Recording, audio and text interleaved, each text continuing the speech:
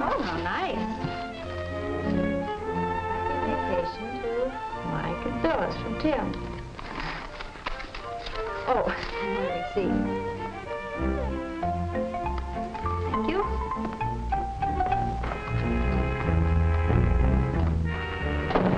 Well, may I speak to Mr. Shayne? Well, if it's business, I'm afraid he won't have time. He's getting ready to go on a vacation. Oh, it'll only take 5 minutes. It's really urgent.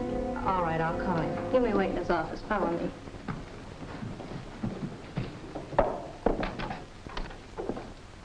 Won't you have a seat? Thank you. Come in. Oh, look, Angel. Swell, darling. I didn't want to disturb you. You always do. Oh, Mike, he only asked for 5 minutes, and he seemed quite upset about something. Burton Stallings, huh? Wonder what he wants. Well, I don't know, but I hope he won't let it interfere with our vacation. Nothing's going to interfere with that, I promise, Angel. Tell him I'll be out in a minute, will you? Yeah.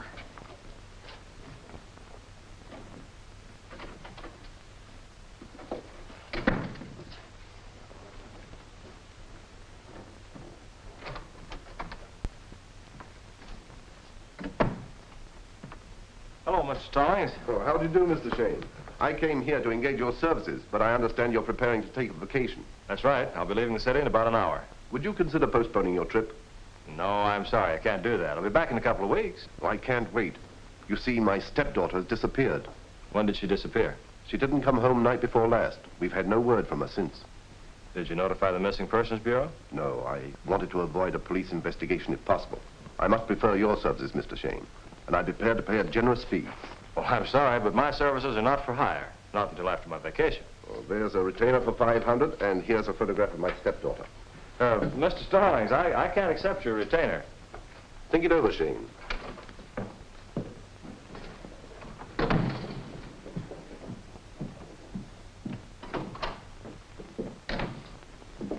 The nerve of some people. They can't take no for an answer. Oh, you don't want to be too hard on Stallings, dear. You'd be desperate, too, if a member of your family were missing. Look, isn't it pretty? Are you suggesting that we give up our vacation for $500? Oh, no, certainly not. Certainly not. She is a sweet-looking girl, isn't she? Wonder if she's in danger.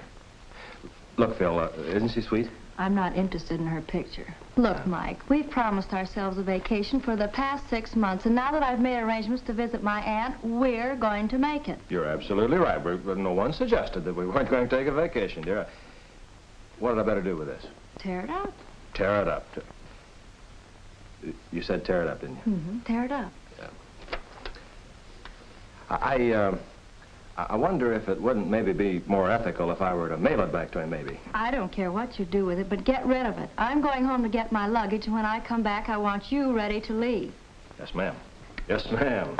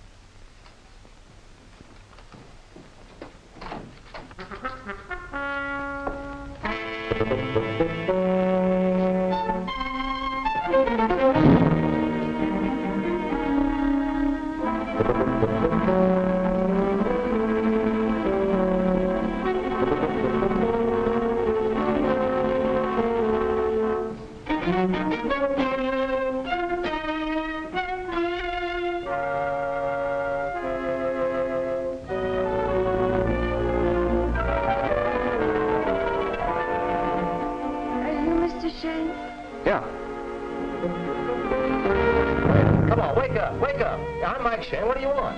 Come on, wake up. Gotta see Mr. Shayne. Gotta tell him about Burton Stallings. Dirty dog's gonna... He's gonna do what? Wake up, wake up. Who are you, anyway? Who are you?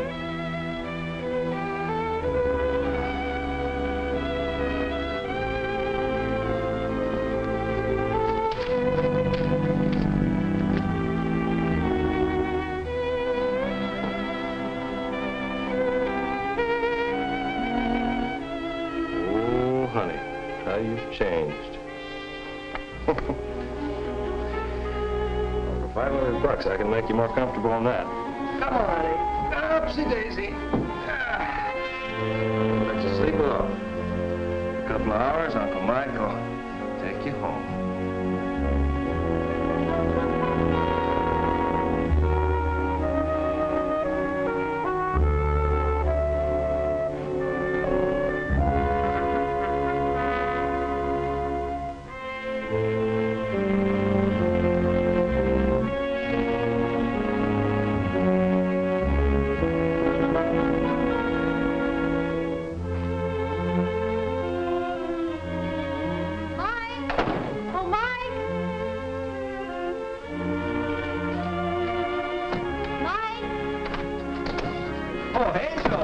So long. I've been waiting for you. Well, where's your suitcase, darling? Our taxi's waiting. Oh, well, you know, after you left, I got to thinking. And you decided to postpone our vacation. Well, no, not exactly, but, well, as a matter of fact, after you left, I did a little telephoning. I got a lead. Angel, I can find that missing girl inside 48 hours. Well, fine. I'll stay and help you. Angel, I said I could find her in 48 hours. That's without you. With you, it's indefinite. And besides, you don't want to disappoint Aunt Sarah. Now, come on, I'll put you on the train. Oh, Mike, you seem awfully anxious to get rid of me. What are you up to? Angel, why are you so suspicious? Because I smell perfume, and it's not the kind I use. You've had a female visitor. Well, sure I have. I've got one now. What a visitor. Honey, we're going to miss that train. Now, come on, let's go. Your hat. Yeah. I'll get it for you. No. I'll get the hat. You wait right there. I'll be right back. Hat, yeah. No.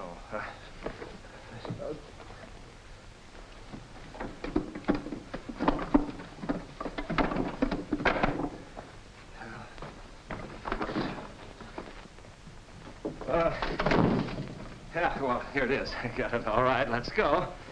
This way. Angel, don't forget to tell Aunt Sarah when you get there to fix me some of that corned beef and cabbage that I like so well. And have her all ready when out you go.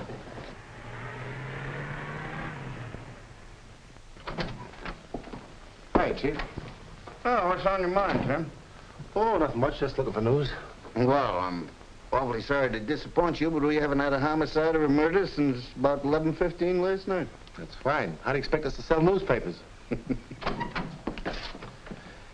Chief, some guy just phoned in a report of a woman screaming for help in Mike Shayne's office. I thought you and Shayne had buried the hatchet. I'd like to bury a hatchet right in his thick skull, but this is not personal, Chief. But when some dame starts screaming for help in that crook's office, the police ought to step in and investigate. Oh, you're barking up the wrong tree, Rafferty. Shayne and his secretary left on a vacation. Why, by now the train's in Glendale. Somebody's ribbing you. Ribbon means nothing. My informer's waiting outside of Shayne's office. Well, what do you want me to do about it? Go along and investigate, so if I do hang something on this guy, you'll know it's on the level. You'd better go along with him, Gentry. Maybe Rafferty's got something this time. All right, Sergeant. I'll go along with you.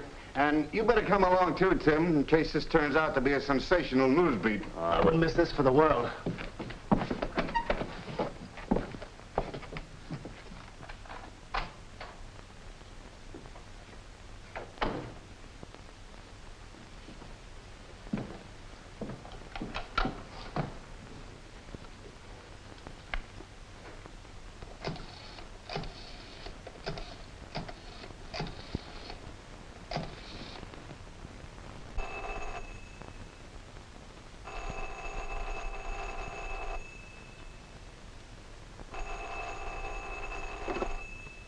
Hello?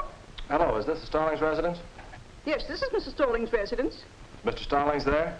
Mr. Stallings is not at home. Do you wish to leave a message? This is Mike Shayne speaking. Will you tell him I called and that I'm accepting his retainer? All right, thanks.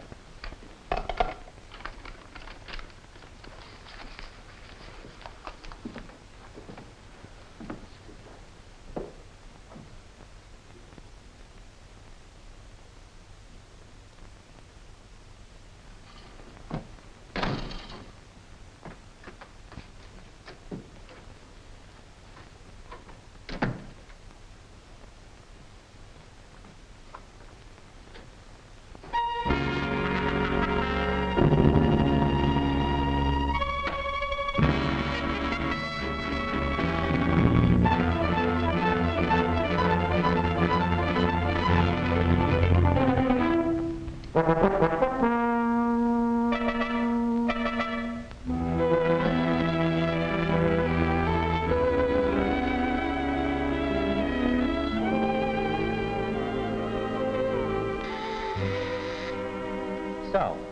Shayne and Phyllis are bound for Frisco, eh?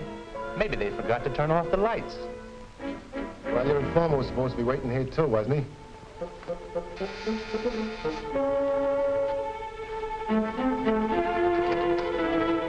Maybe something came up to change Mike's plans. Sure. Maybe the woman that was screaming. Well, come right in, gentlemen. You too, Rafferty. Oh. Well, it was nice of you to drop in on me. Shall I trot out a little refreshment? You better change the tune, Shamus. That one won't get you any place. I thought you and Phyllis would be on the train bound for Frisco by now. I thought so too, Chief, but I had to call her off at the last minute. Got a client who wanted some quick action. Where is Phyllis? I want to talk to her. You'll have to hire a plane. I didn't want to disappoint her, so I sent her on ahead. I'm going to join her in a day or two.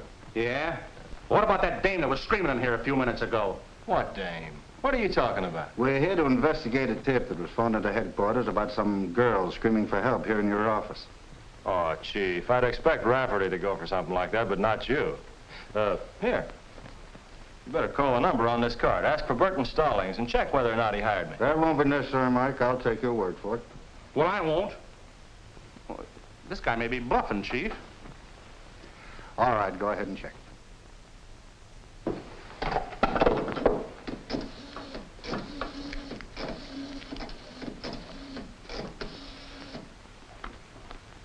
Hello. This is Detective Sergeant Rafferty speaking. I want to talk to Burton Stallings. Oh, it's you, Mr. Stallings. I'm in the office of Michael Shayne, a private detective.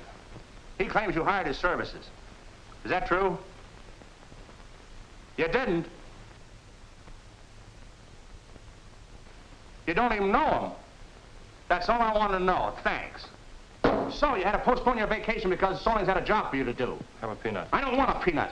I knew you were bluffing. Shall I look the place over, Chief? Yes, and I'll look it over with you. I didn't think you'd do it, Mike. I don't like liars.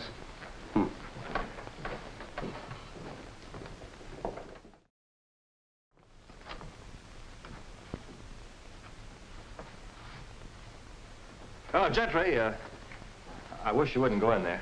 Why not? Okay, I'll admit there's a girl in there. I thought so. Well, so she had a couple of drinks too many and got a little noisy. There's no use embarrassing her. Shayne, anybody who'd do a thing like this to a sweet girl like Phyllis hasn't a streak of decency in him. Come on, let's get out of here.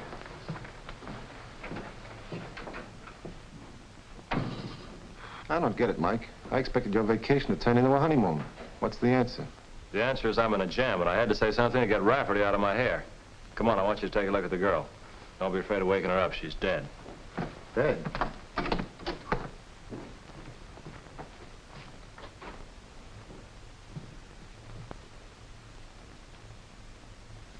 Face looks familiar. You didn't kill her, did you? She came here earlier this evening under the influence of a Mickey. What did she want? She said something about Burton Stallings. Called him a dirty dog and then passed out. Of course, that's who she is. She's Burton Stallings' stepdaughter. Are you sure? Sure, I'm sure. Her picture was in the paper a couple of weeks ago, and she was suing Stallings for an accounting of his real father's estate. Was the suit ever tried? No, she dropped it after a couple of weeks. How did this happen? Oh, I brought her in here and let her sleep it off. I left for a little while, take Phil to the train. While I was gone, somebody got in and strangled her. Somebody who figured the same way you did, but didn't want her to talk. Maybe Stallings, huh? I don't think so, Tim. He was in about half an hour before she came, hired me to find her. Said she'd been missing for more than 24 hours. I can't understand why he denied hiring me. I can't understand why you didn't tell Gentry the truth. You know how fond he is of you and Phil. Yeah, Gentry's a cop. Yeah, but he's a friend of yours. He'd give you a break. Not with Rafferty along, he wouldn't. Well, what are you going to do with her? Start a collection of corpses?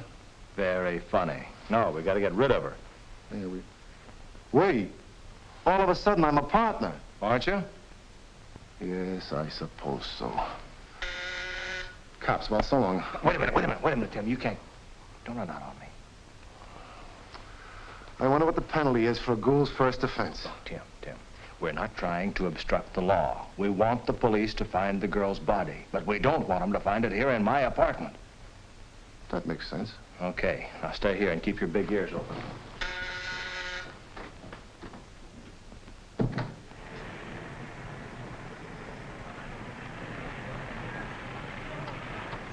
Oh, come on in. What kind of a detective are you? I hired you with the understanding that the police were to know nothing about the disappearance of my stepdaughter. Yet you... Just a minute. Why did you tell Rafferty you didn't hire me? Why did you go to the police for help? What did you tell them? I didn't tell them anything about our business. Oh, then why did they phone me? That's my business. And while we're on the subject, I have some questions I want to ask you. Come on in the office. Sit down, Mr. Stallings.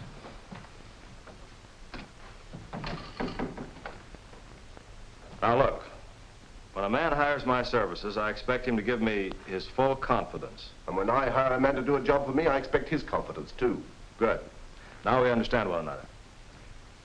Why did Helen Stallings sue you for an accounting of her father's estate? Oh, she was badly advised by her friends. When she realized that I was administering the estate to her advantage, she withdrew the suit. I see. Did she ever have any love affairs?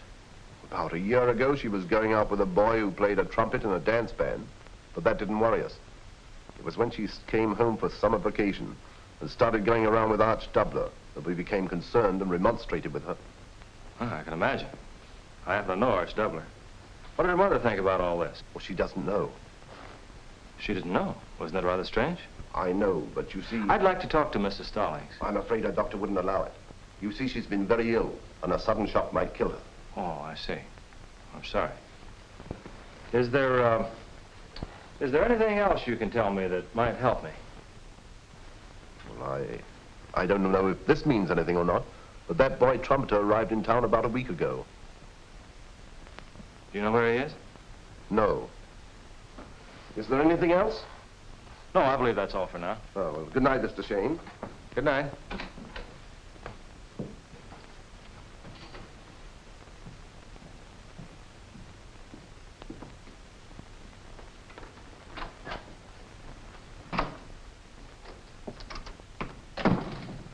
It's all very simple. All you got to do now is ring Stallings' doorbell, dump the body in his lap, and say, may I collect my fee? Look, Tim, I want you to go out and rent a U-Driver with a roomy luggage compartment. Bring it back here and park it in the alley. I'll leave the back door unlocked. Just what, Brother Gould, will you be doing in my absence? I gotta see a man. And if I'm not here when you get back, you wait, you understand? Now, come on, get going. Come on. I don't know why the guy picks on me. There's so many good guys could do this job. There's Frankenstein, Dracula, Wolfman. I keep carrying bodies around now. I can see the cuffs on me. I wonder how many years you get for that sort of thing.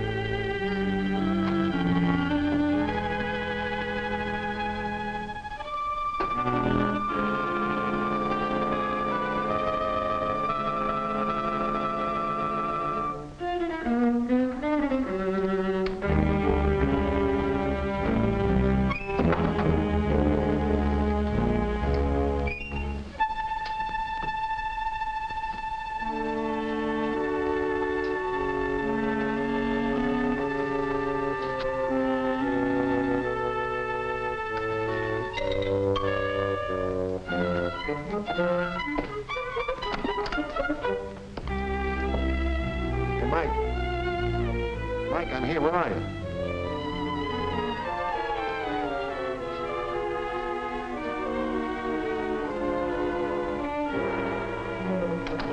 Hey, Mike. Mike, is that you? Mike! Sure, it's me. Who'd you think it was, the murderer? What kind of a gag you pull on me? Playing hide and seek with a corpse is not funny. Playing hide and seek? What are you talking about? Why don't you tell me you're going to move her out of here? Move her up. You mean she's not here now? No, she's not.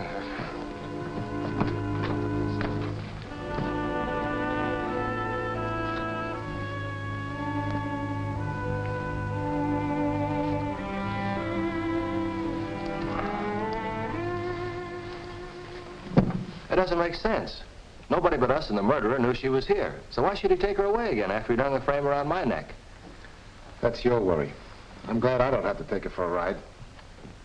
I gotta find out where she was and what she was doing between the time she left home and came here. Yeah, when you find out, give me a ring. I'm going home to get some sleep. And if you disturb me before 10 o'clock in the morning, there'll be another corpse in your apartment. Yours. Good night, Tim.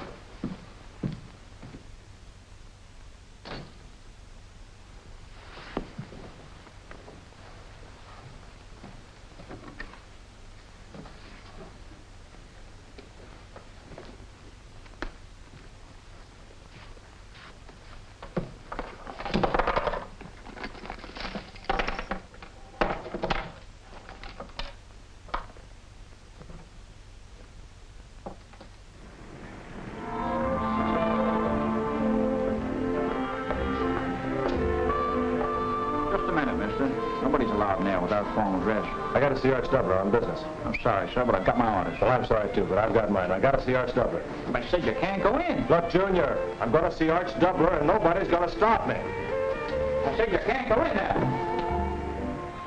Let it go me. Oh.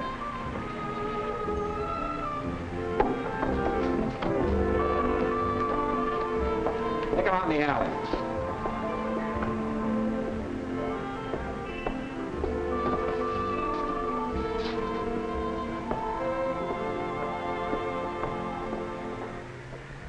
Now, be a good fellow, Marlowe, and go home. If I knew where Helen was, I'd gladly tell you. But I don't. Well, she was here. You told me so. This afternoon, yes, but she went out. Oh, where did she go? How do I know? I'm not married to her, and she's of age, so whatever she does, none of my business.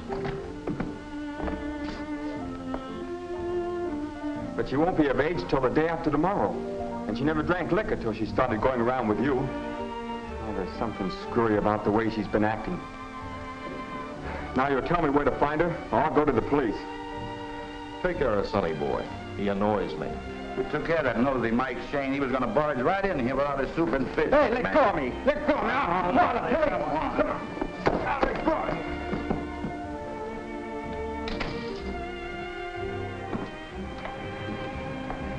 Won't Shayne be surprised when he wakes up and find out he's got company? Yeah, no, we ought to stick around and wait till they wake up and make them acquainted with each other. Come on, they'll get acquainted.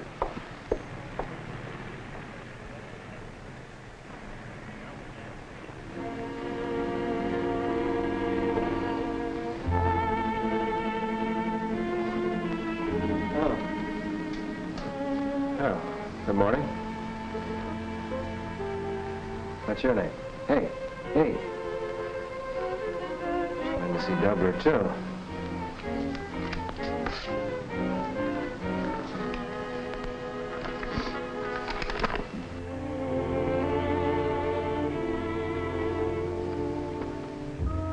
Trumpet player.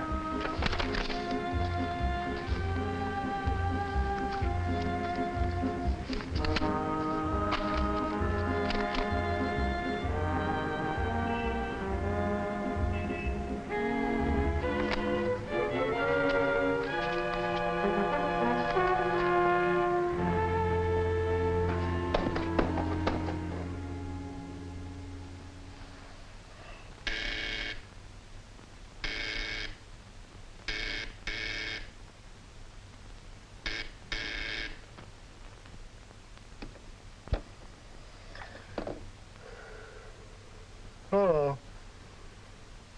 Hello.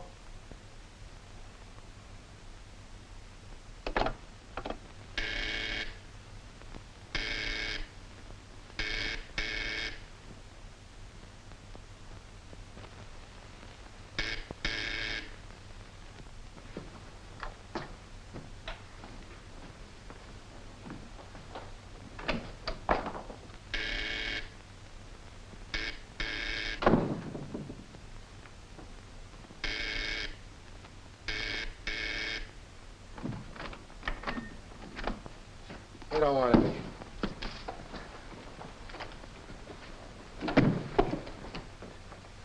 Still collecting bodies, huh? Bodies are where you find them, Timmy.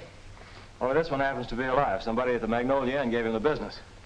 How nice of you to bring everything you find here.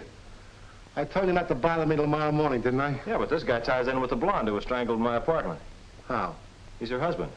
Yeah? Yeah? Hey, maybe he followed her up to your place and murdered her. Could be. But I'd rather suspect Arch Doubler of a job like that. Anyway, find out what you can from him and give me a ring at the office. Tim, put him to bed.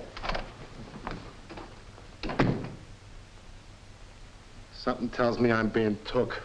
Come on, Charlie, up on your feet.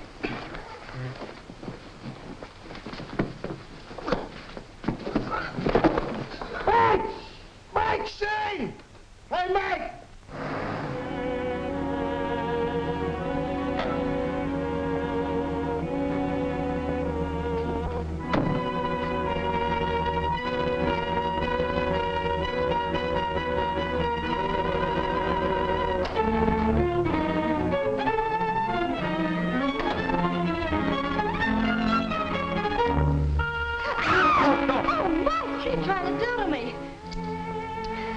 Somebody has strangled you. What are you doing back here? I got off the train at Santa Barbara and returned by bus. I was worried about you, Mike. Oh, don't, Mike. How could you after you told me you loved me?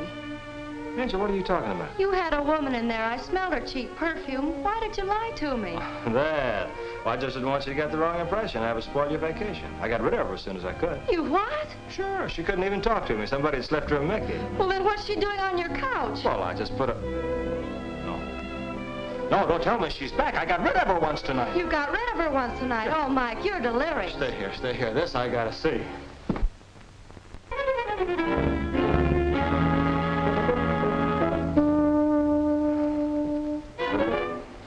Well, do something. Wake her up. Wake her up? She's dead. She's dead? What are you gonna do with her? Doesn't make any difference what I do. She always winds up back here.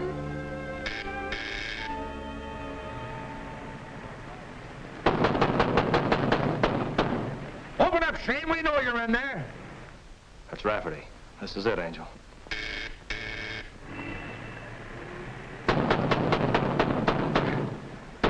Open up, Shayne, before we break the door down.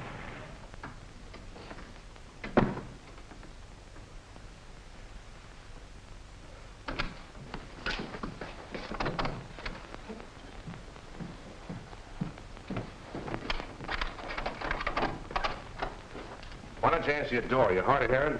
Oh, what are you here on, business or pleasure? Both. It'll be a pleasure to give you the business. I'm going to search this place. I'm going to really tear it apart. Well, go ahead. What do you expect to find? He wants to know what we expect to find. Tell him, Rafferty. You stuck your chin out a little too far this time, Shamus. We expect to find the dead body of a girl. Oh, happy hunting. Well, there was a girl in here earlier this evening. You said so yourself. Well, there's a girl in there now, but not the same one. All right, Romeo. But I want to take a look at this one. I wouldn't if I were you. She might object. She won't object to nothing because she's dead. Come on, boys.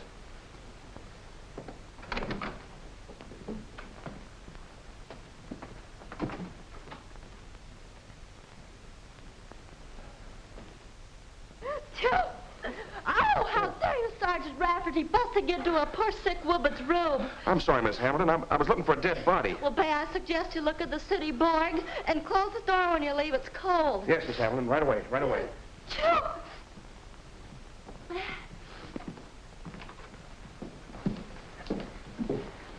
Well, how'd you make out? Why didn't you tell me Miss Hamilton was in there? Well, I tried to warn you. I know you did, but I didn't believe you. Well, I guess I owe you an apology. I'm sorry. Fair enough, Rafferty. I admire a man who'll admit it when he's made a mistake. Whenever I'm in the wrong, I'm the first guy to admit it. I know that, Pete. Well, good night, Mike. Good night, Pete. Oh, no. Oh, and I had to apologize to the guy. Whew, thank heaven they've gone. I'm glad they didn't look in the closet. I gotta get that girl out of here fast. You think Rafferty will come back? You never know what he'll do. Mike, what are you going to do with her? I'm gonna put her someplace where the police will find her.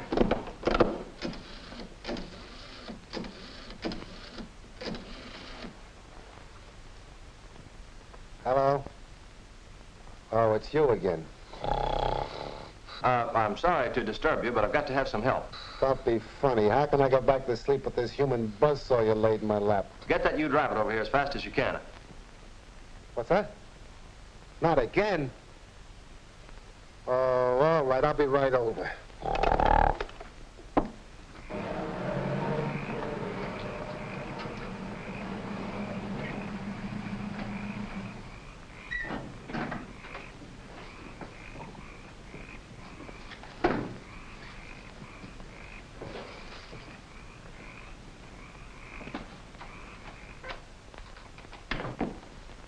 Don't you ever get any sleep?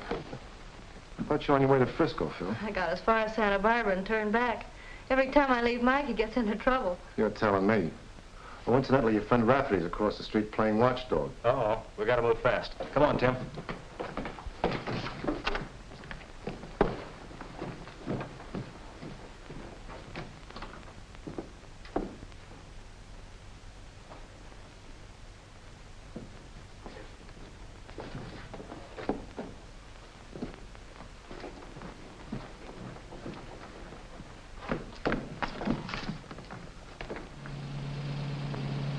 I don't want to seem nosy, but have you decided what you're going to do with her? Sure, I'm gonna take her home and leave her on the front lawn so somebody will find her.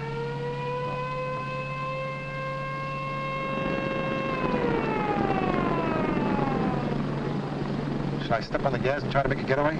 You'll never make it. He's here. Pull over the curtain. What for? What's the charge? $4 for 2 tickets to the policeman's ball. Could you spare me a dozen? Oh, sure. Send him to the office. My name's Mike Shayne. Oh, okay, Mr. Shayne. You'll get them.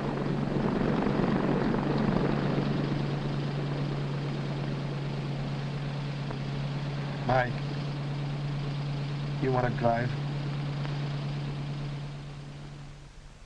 No, I didn't.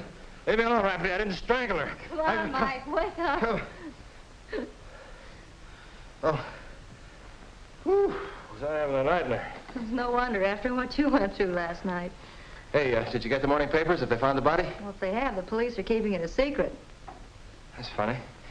Put her right on Stallings' front lawn. This case is getting screwier by the minute. Forget it, darling. Your breakfast is ready. Come on. Oh, breakfast, huh? That's what I like about you.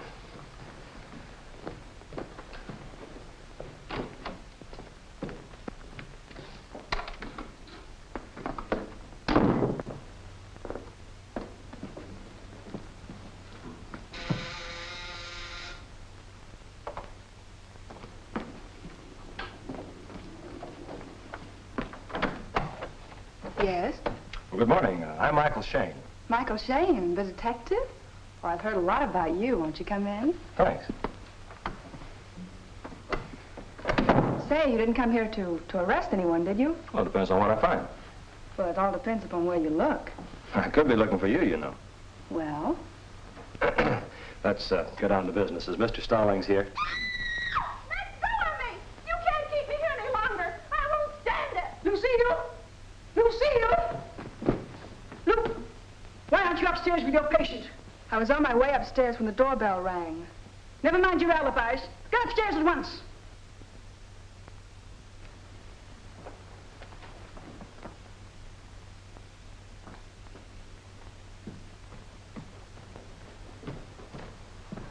Look, sourpuss, I'm getting good and tired of taking orders from you, so I'm quitting as of right now.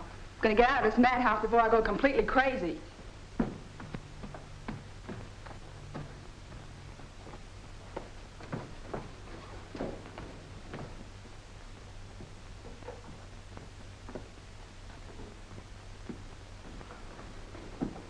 Now, what do you want? I want to see Mr. Stallings. He's not at home. Well, then I'll see Mrs. Stallings. Impossible. She's too ill to see anyone. All right. Then I'll talk to you. When did you last see Helen Stallings? I'm not giving out any information to strangers. My name's Michael Shayne. I'm a private detective. Mr. Stallings hired me to find his stepdaughter. What do you want to know? How long has Helen Stallings been missing? I didn't know she was missing. She hasn't been here since the night before last. But that's nothing unusual for her. No? No. Sometimes she's away from home for a week.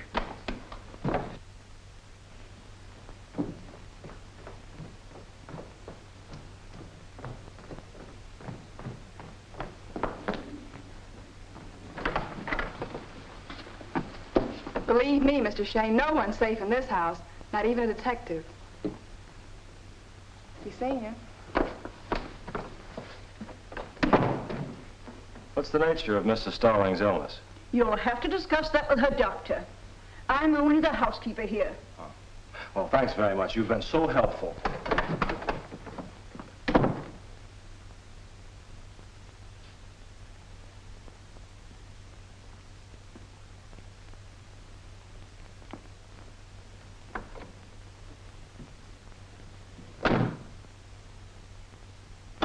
Hiya, handsome. Well, Mind giving me a lift? which way are you going? I don't care, anywhere, just so we get away from that screwy house. Okay, beautiful.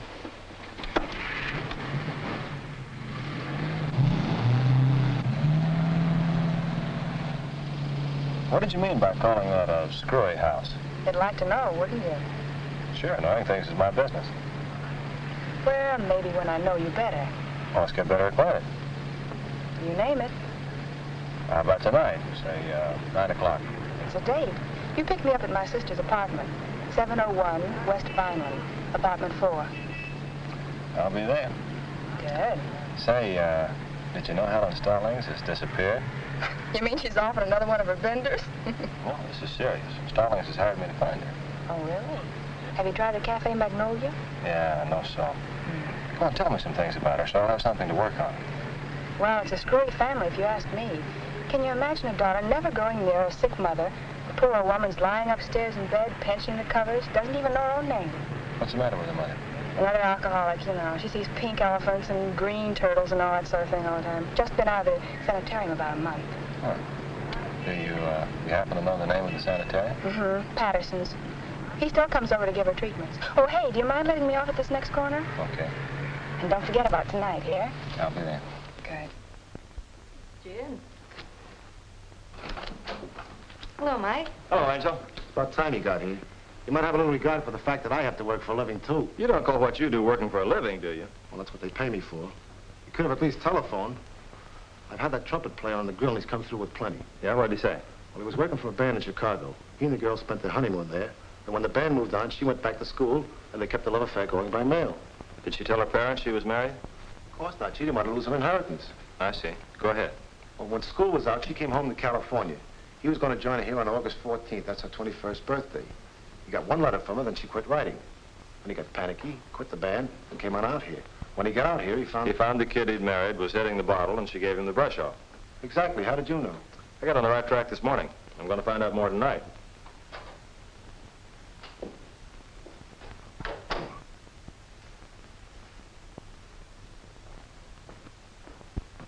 What's the matter, Mr. Stallings? You don't look so chipper today. Oh, I just had a horrible shock. I'm afraid my stepdaughter is dead. What makes you think so? The Missing Persons Bureau phoned me. They want me to call at the morgue and try to identify the body of a blonde girl the Coast Guard fished out of the bay. Out of the bay? Well, don't jump to conclusions. It may not be your daughter at all. Oh, I'm not. But the description fits Helen so perfectly. Will you come with me? I'm afraid I can't face such an ordeal alone. Well, sure. I'll be glad to. Let's go now. Come on.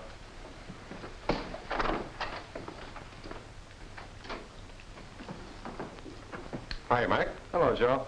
This is Mr. Stallings. He'd like to see that girl's body the Coast Guard recovered from the bay. Okay.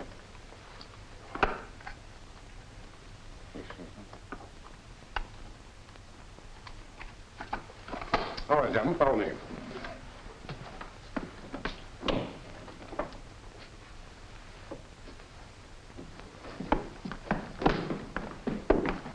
Okay, now let's see. There's Mary and there's Jane. All right, right over here.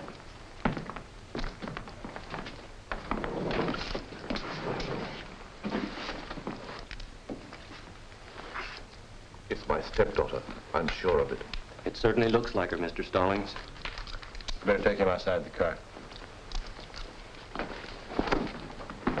Hey, Joe, do me a favor, will you? I'd like a lock of her hair and her fingerprint record. Okay, wait for me in the office, will you? Oh.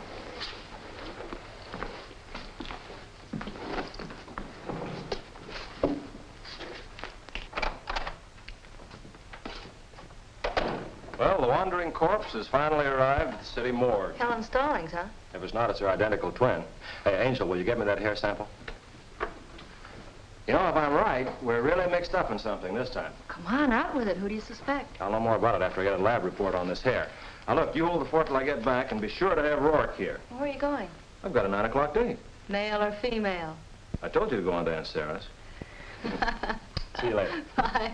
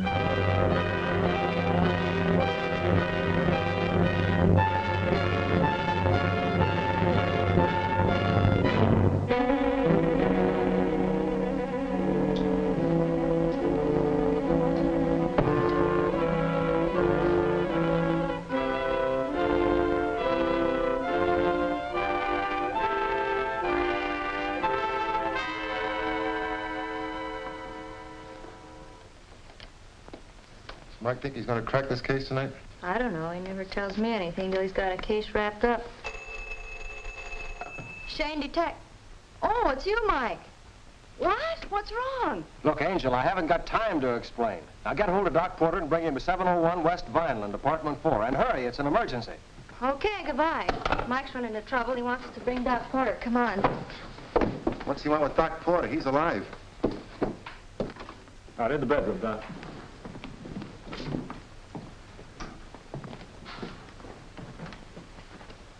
Somebody tried to strangle her, Doc. I got here just in time. Just like the blonde got it in your apartment. Yeah, only this one was a nurse at the Stallings home. Oh, Mike, I almost forgot. Let's go in the other room. I've got a message for you. Yeah. Well, come on, Angel. What's the message? Skelly at the police lab phoned you. Yeah? He said that all the hair samples were from the same head. That tears the case wide open. You mean you know who killed the blonde? Sure, the same person who tried to kill the nurse, but I can't prove it. Oh, that's fine. Is that the smash news story you promised me? Well, don't worry, you're going to get it. But first, I've got to prevent another murder, and I got to work fast.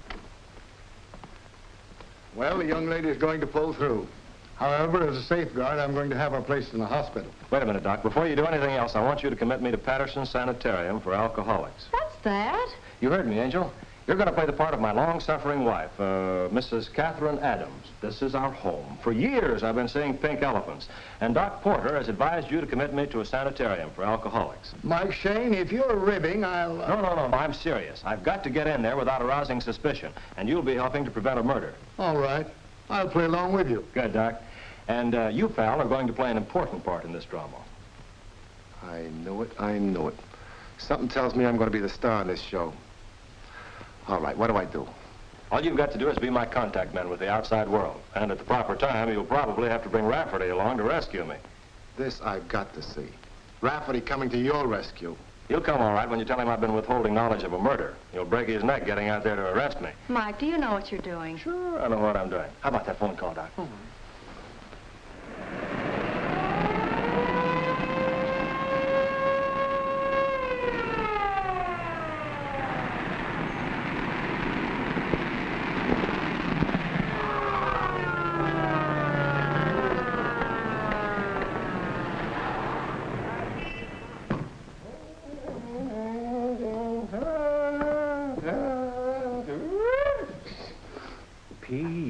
Does he smell like a distillery? Must have drunk all he could. They took a bath of it. Wouldn't be so bad if these guys would go for some good bonded stuff. But they'll drink anything from kerosene to battery fluid. Oh, up to Daisy.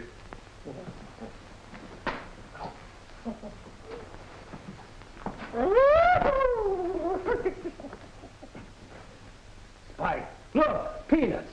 Guy must have brought his lunch with him. Well, has he got a name, or shall we call him Smith? We'll soon find out. There, here we are.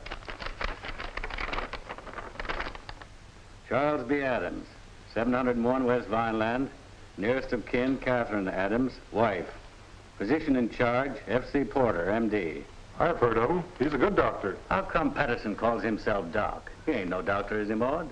We always call any patent medicine peddler Doc. I got you. All right, boys. You got dope the usual treatment.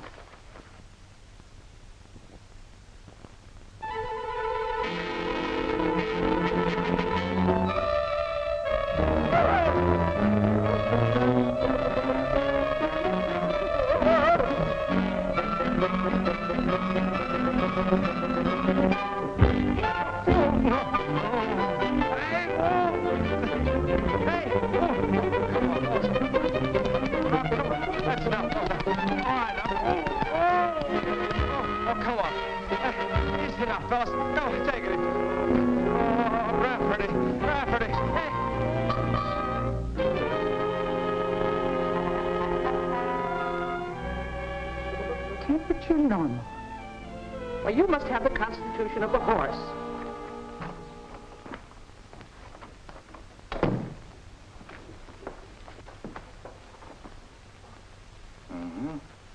How do you feel, Mr. Adams?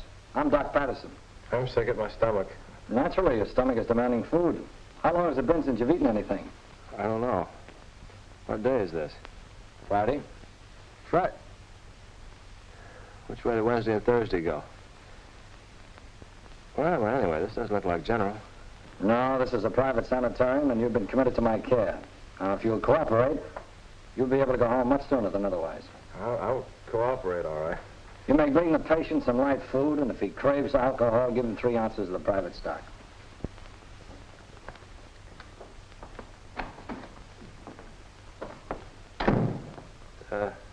Dr. Patterson sure treats his patients swell, doesn't he? Why not? They're paying for it. I see what you mean.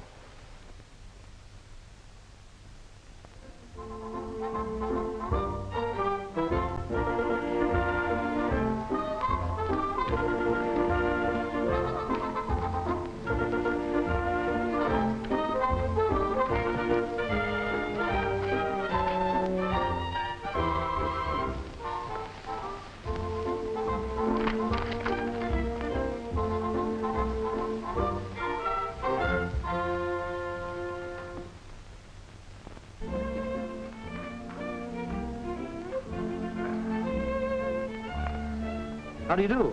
Hello. You're new here, aren't you? Yeah, I woke up here last night in a nice water bath. Ever been here before?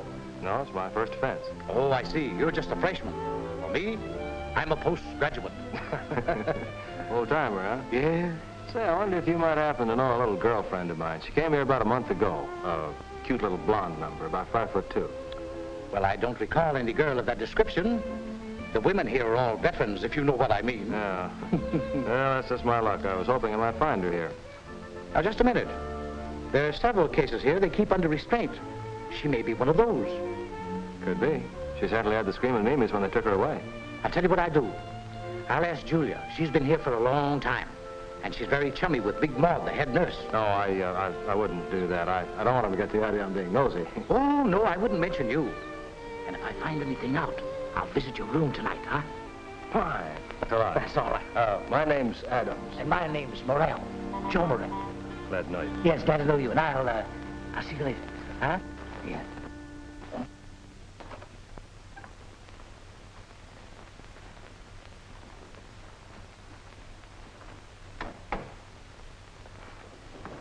Julia says there's a young girl here under restraint who's blonde and good-looking. Hey, nice gorge. No, don't get excited. It may not be your girlfriend. Well, did Julia say anything else about her? Well, only that she has delusions. Seems to think her family put her here to get hold of her money. That's her, all right. Yeah. She used to give me the same line every time she got a little too much to drink. Where are they keeping her? The East Wing. But I wouldn't try to see her if I were you. Liable to get yourself in a jam. No, I wouldn't be that dumb. I'll wait till she's well enough to come out in the yard. But I'm afraid you're going to have a long wait. Big Maud seems to think the girl is incurable. Well, I think I better get back to my room before they turn the lights out. I'll see you in the morning. Yeah, good night, Joe. And thanks. Oh, would you like a little, nightcap? No. No, thanks. Good night.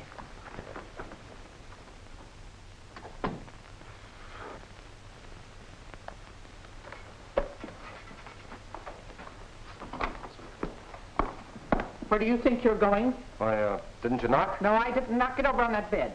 Yeah. I got a pill for you, handsome. What's the matter? You afraid I'll walk in my sleep? I'm going to see that you don't. Give me that bathrobe. This one? Yes, that one. Give me those slippers. Sit down there. Yeah.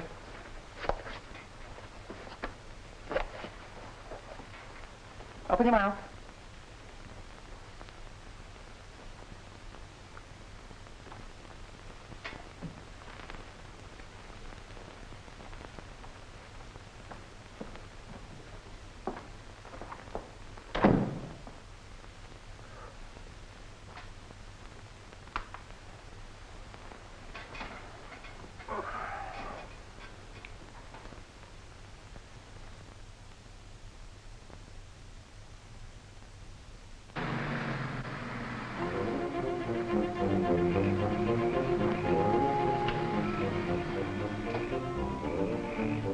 Those lights have been out quite a while.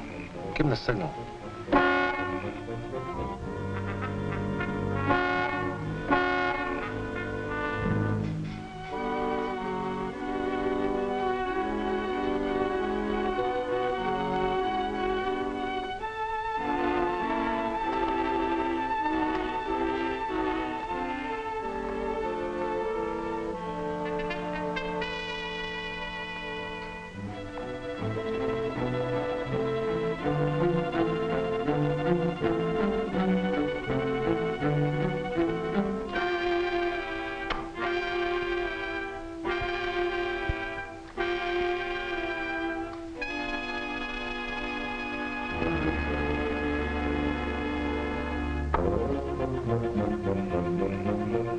If he heard the signal, I'm scared, Tim. Well, there's nothing to be scared of.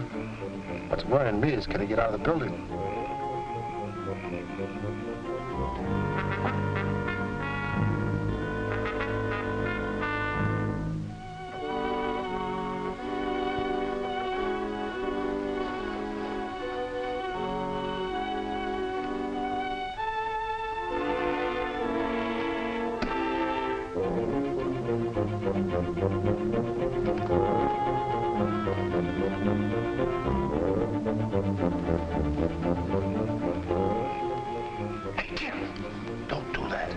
What took you so long? That about giving you up? Well, stop squawking. This isn't the Biltmore, you know. I was only kidding. How you making out? I'm working on a good lead. Did you bring my gun and flashlight? Yeah, here.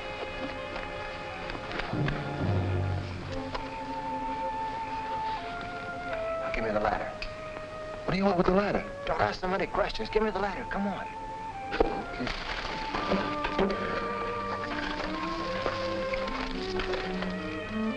Don't keep me up here too long. This ain't no Davenport.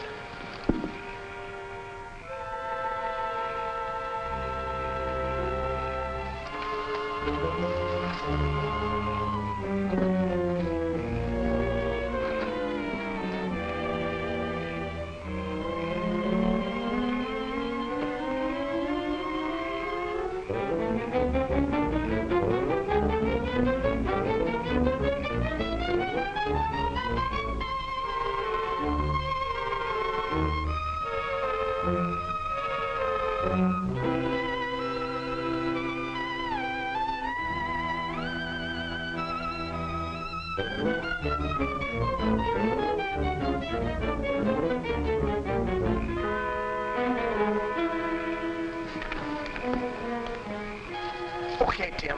The case is cracked. Get Rafferty out here first thing in the morning. Okay, Mike, but be careful.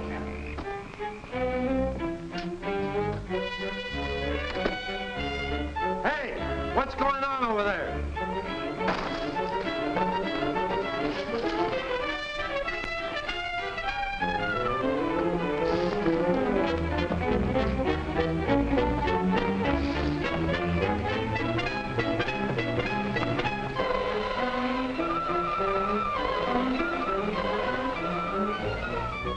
Hey,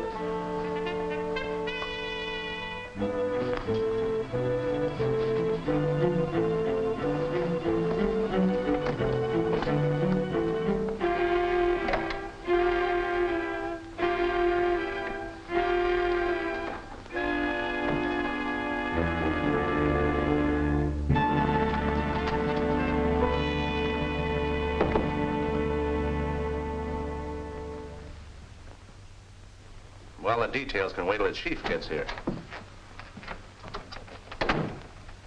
Well, Rafferty, what important discovery have you made this time? Rourke here has just confessed that he and Shayne have been concealing the knowledge of a murder. The crime was committed the night that Shayne talked us out of searching his apartment with a story of entertaining a lady friend. You better start talking, Tim. Don't get me wrong, Chief. I didn't say Shayne killed the girl. He found her body in his apartment when he came back from taking Phyllis to the train. That alibi is as old as waiting for a streetcar. Well, what did she look like? Was there any identification on her? She's the blonde the Coast Guard fished out of the bay. Oh, Helen Stallings. Well, how did her body get into the bay? Well, that's a mystery to us, too. We left her on Stallings' front lawn.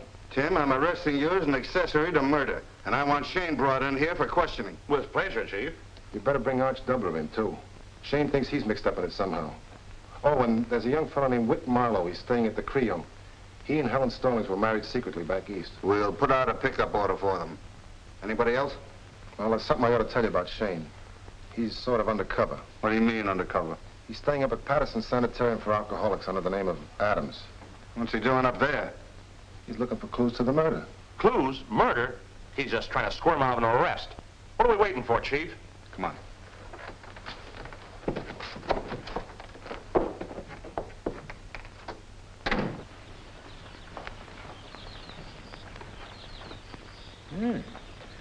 A lot of excitement around here this morning.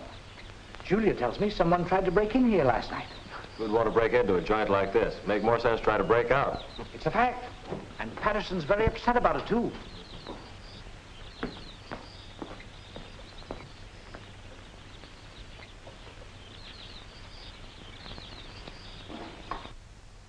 That guy? Could be. I don't know. He seems to know you. He turned around and gave you a second look. I probably met him on one of my binges. We'll continue our conversation later. Yes, sir. I sent for you because somebody climbed over the wall last night and was snooping around until the guard chased them away. Well? Well, you've got to make arrangements to get her out of here. I don't like it. Somebody's getting too curious. Shayne. What did you say? Never mind. She's going out of here tonight in a coffin, and you're going to help me. Don't look now, but over there on that bench is a man who's investigating the murder of Barbara Brett. You're mistaken. The man sitting on that bench is Adams, a patient of mine. Adams to you, but to me is Michael Shayne, one of the smartest private detectives in the city. How do you know? Well, this is no time for telling stories. We've got to take care of him right away. All right. I'll get a couple of attendants to bring to my office. Better have him searched, too. He may be armed.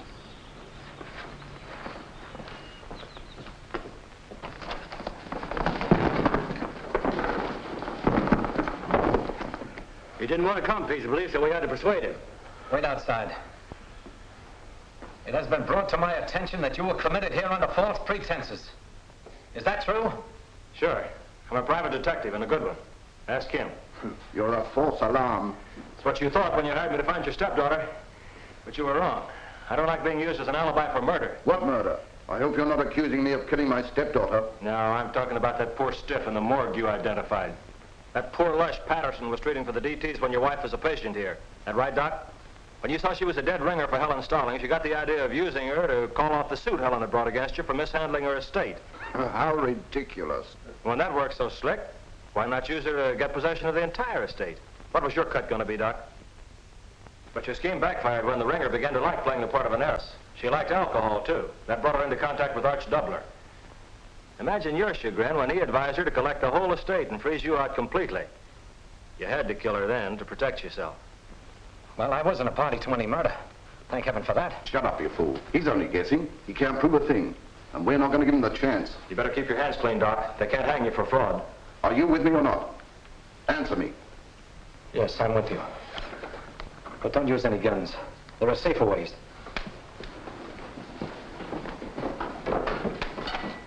Come in here. Take the patient to his room and apply restraints. Drop that gun, Stallings. Get over in the corner now. All of you. Over here.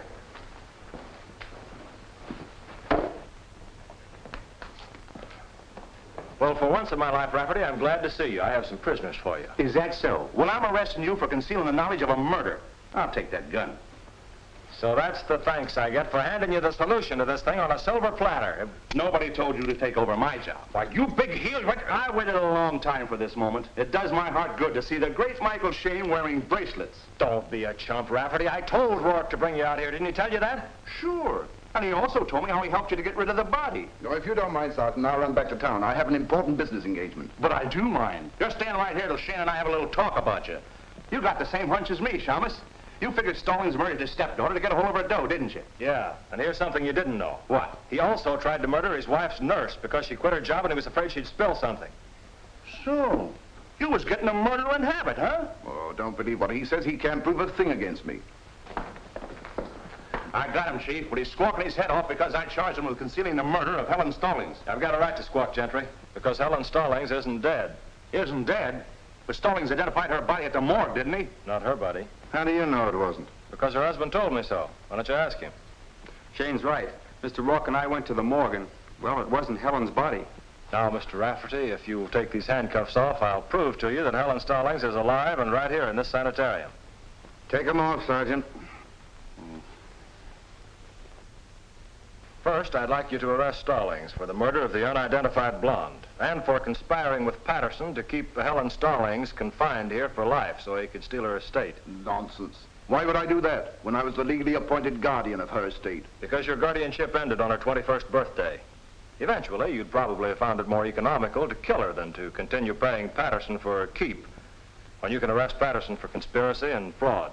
And there'll be others. All right, men, take care of them. Come on, follow me.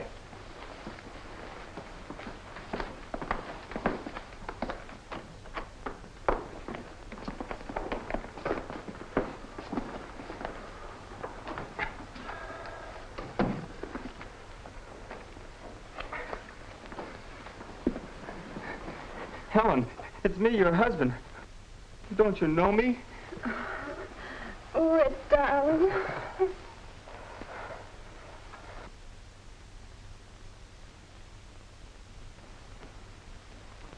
I don't know how you do it, Shamus. With mirrors. What about that blonde we had in the morgue? Tell you how you can find out about her. Either through the sanitarium records or you can ask Doubler. I'll be glad to cooperate, Sergeant. She was a patient here named Barbara Brett. Hey, Mike, there's only one thing that's puzzling me. If Stallings was trying to frame you, why did he take the body out of the apartment, then bring it back in again? He wasn't trying to frame me, and he didn't take the body out of the apartment. He didn't? No. When Stallings decided to kill Helen's double, he bribed the bartender at the Magnolia Inn to slip her a Mickey. Then he waited outside for her, planning to put her out of the way the first chance he got. Oh.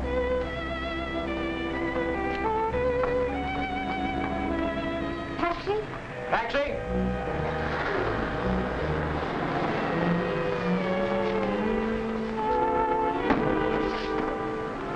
Take her where she wants to go and put the charge on Mr. Doubler's account.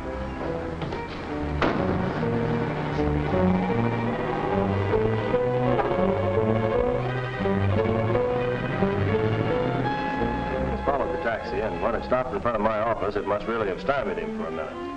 I guess it was just my hard luck that my apartment was picked as the scene for his crime.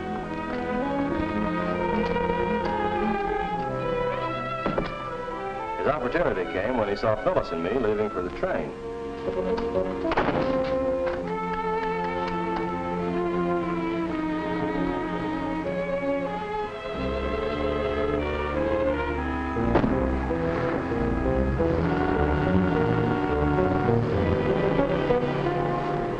That's all very clear, Mike, but what happened to the body? It was there when I went out to rent the You Drive It car, but when I got back, it was gone. Well, what happened was this. Like most murderers, Stallings returned to the scene of his crime to make sure he left no incriminating evidence.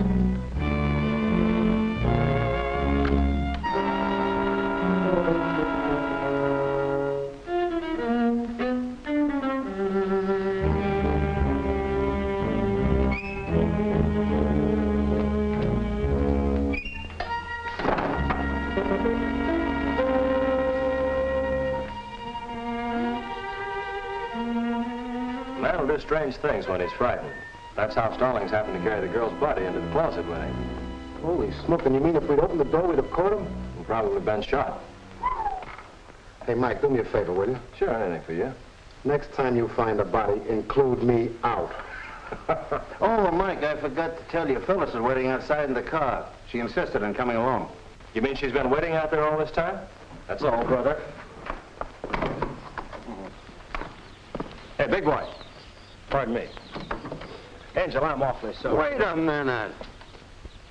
Big boy, huh? So you're the guy that slugged me last night. Now, wait a minute, pal. Would you...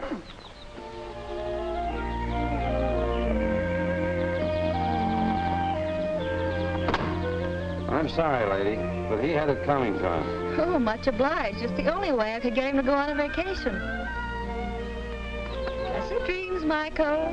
You'll wake up in Niagara.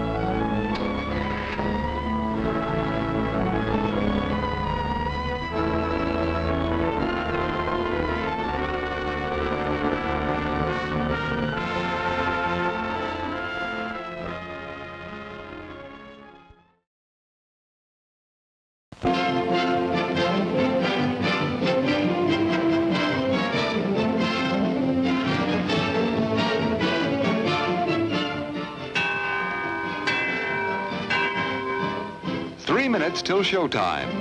Why not add to your enjoyment with a delicious confection and drink at our attractive refreshment stand?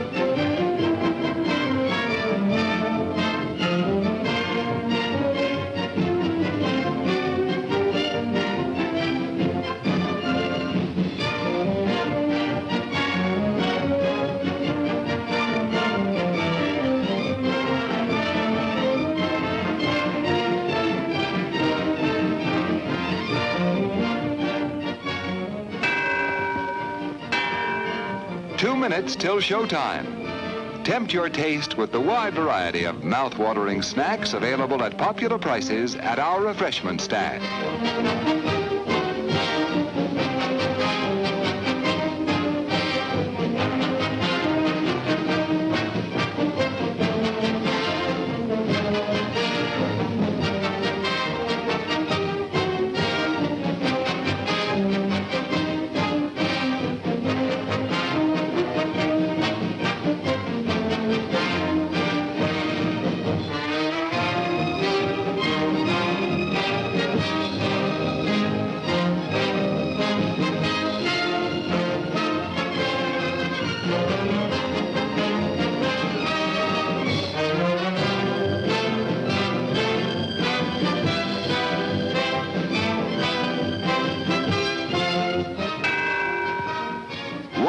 Till showtime. Satisfy yourself with a thirst-quenching drink. Your favorite beverage awaits you at our refreshment stand.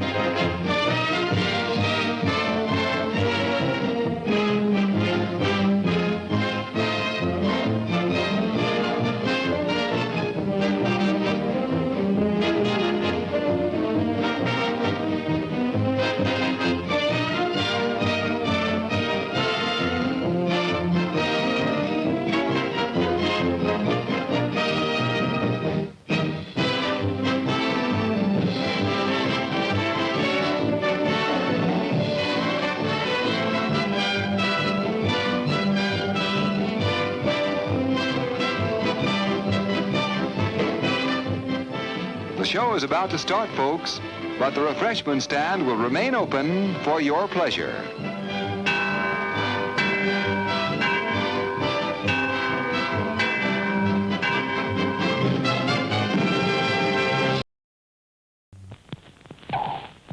Hey!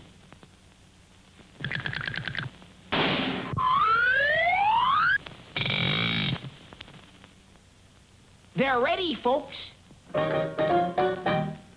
For refreshment that is great. If it's early or it's late, it's Orange Crush, the drink that's extra good. Fresh fruit flavor. That's for me, it tastes better. Naturally. Orange Crush, get some right away. Visit our refreshment stand right away for delicious Orange Crush. and all kinds of good things to eat.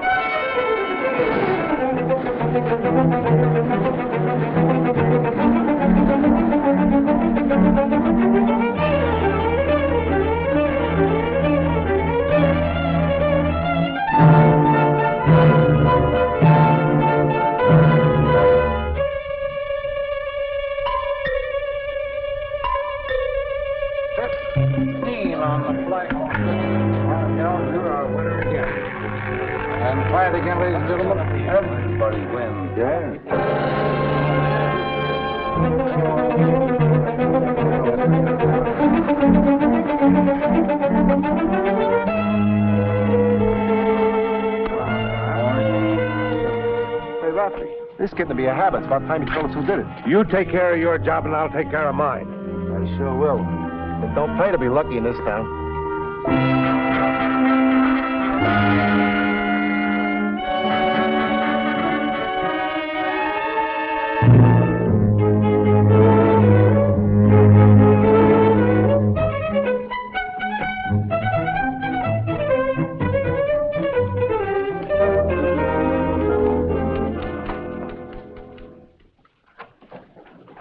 Gorgeous, what's cooking? The boss. And now it's your turn to fry. What's the beef? He doesn't like the way you're playing up this crime wave, and he thinks you're riding Rafferty too hard. That's the trouble with Pete Rafferty. He gets fat-headed when nobody's riding him. I wish Michael Shayne hadn't moved to San Francisco. Yes, Mr. Bronson. He just came in. Yes, sir. Go on in, Timothy Rourke, and get your spanking. We'll see who spanks who.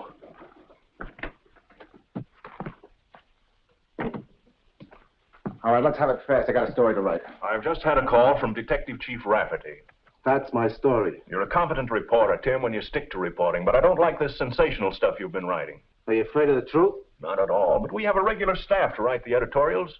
I've had complaints from the Chamber of Commerce, the Better Business Bureau, and other civic organizations.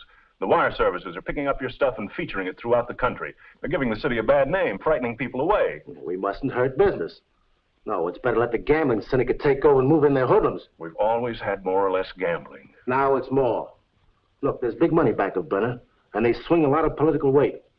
The public has got to be jarred awake and made to realize what it's up against. Rourke, bear in mind that I am the managing editor, and I will decide upon the policy of this paper. All right, have it your own way. Now, let me give you a tip. About what? Malicious in the third race at Jamaica. And if you're going to fire me, I want 2 weeks' notice. How was it? Not so hot. I've got a hunch I won't be around here very long. Minerva, be a sweetheart, will you, and get this wire off to Michael Shayne for me? Of course. And look, save the water ads for me.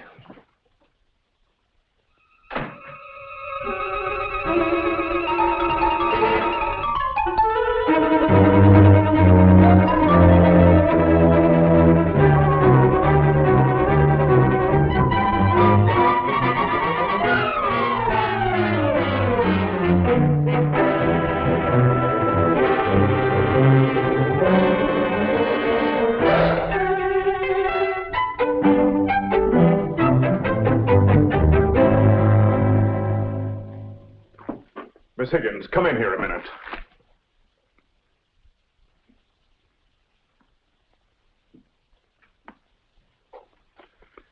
That's not the story I okayed. How did it get in the paper? Well, I don't know, sir. Rourke faked a story from I OK and then sneaked this in somehow. The edition got on the street before I caught it. Make out a closing check for Rourke and I'll take it to him. I don't even want him coming in here after it. Yes, sir. Will that be all? Clean out his desk and bring everything in here to me. Yes, sir.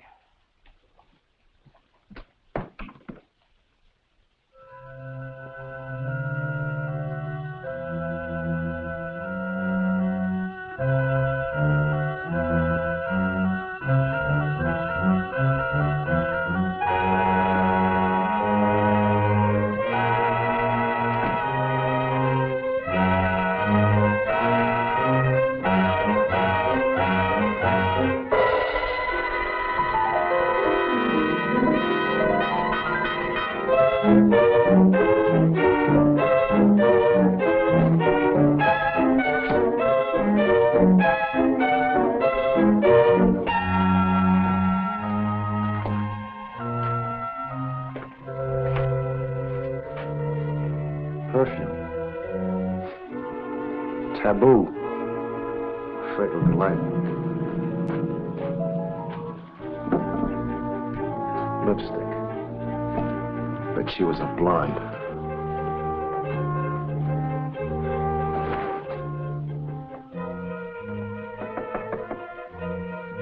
Come in. Why should you be the exception?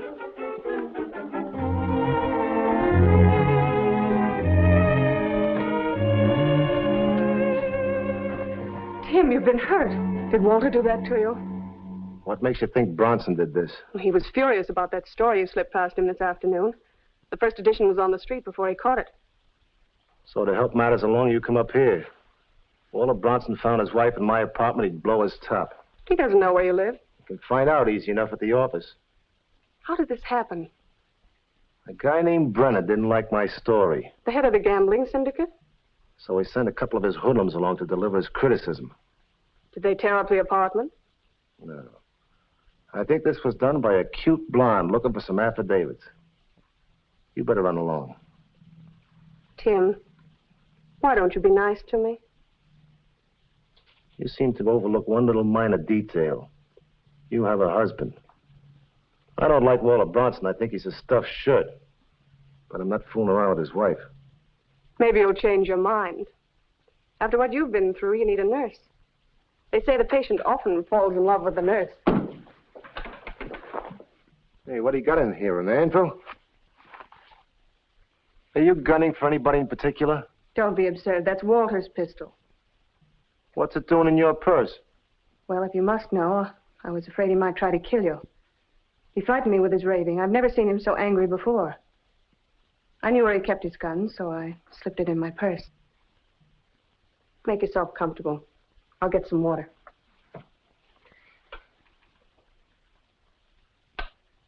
.32 automatic.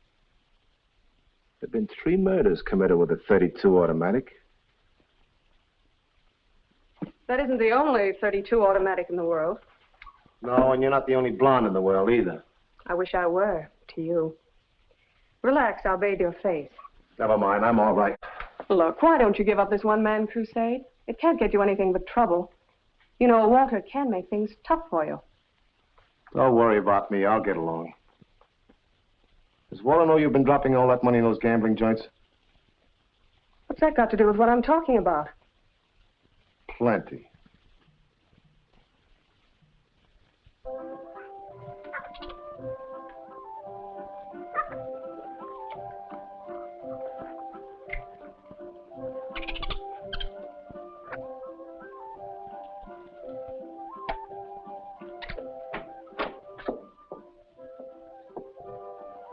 Well, telegram for Mr. Shayne. Oh, I beg your pardon. I thought you were Mr. Shayne. Very funny. Your sense of humor shouldn't happen to a comedian. You two have habits in common. Whenever I see a peanut, I think of Mike Shayne. Yes, from Tim. Crime wave rampant. Why does Tim like to use two big words? 3 murders and more expected. Jump on your white horse and come to the rescue. Urgent, Tim. Take a wire, Phil. Very happy where I am. Tired of picking bullets out of my teeth. Want no part of any crime wave. Yes, sir. And should I put fresh ballots on your desk every morning? You'd better get to work, Miss Hamilton, and stop insulting your boss. Yes, sir.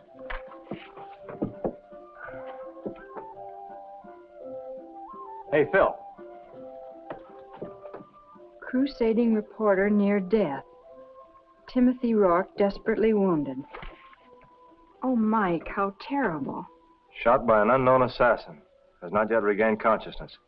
Get some plane reservations.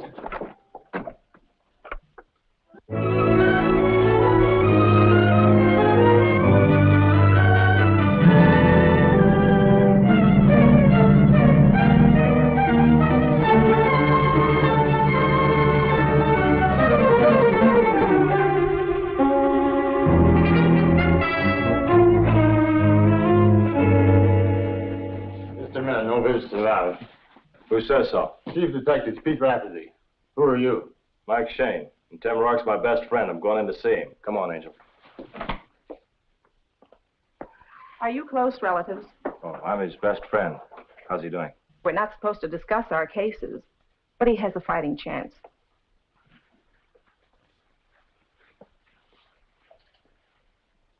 Mike, who do you suppose would want to put Tim out of the way? I got a pretty good idea. We're going to find out for sure.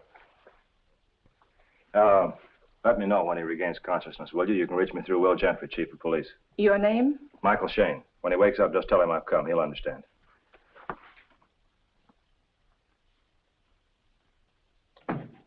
Here comes what is known as a local anesthetic.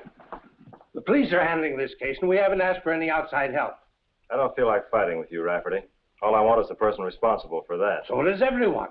What do you suppose the detective bureau's for? I've often wondered. Please, you must be quiet. Yeah, okay. Now listen, Shayne, keep out from under my feet. And when I have a man in protective custody, nobody crashes in. You should be grateful that Mike is here to solve another case for you. Oh.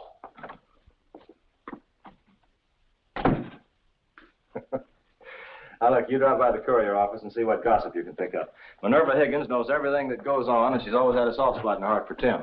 Where are you going? I'm going to drop by Tim's apartment. You meet me there.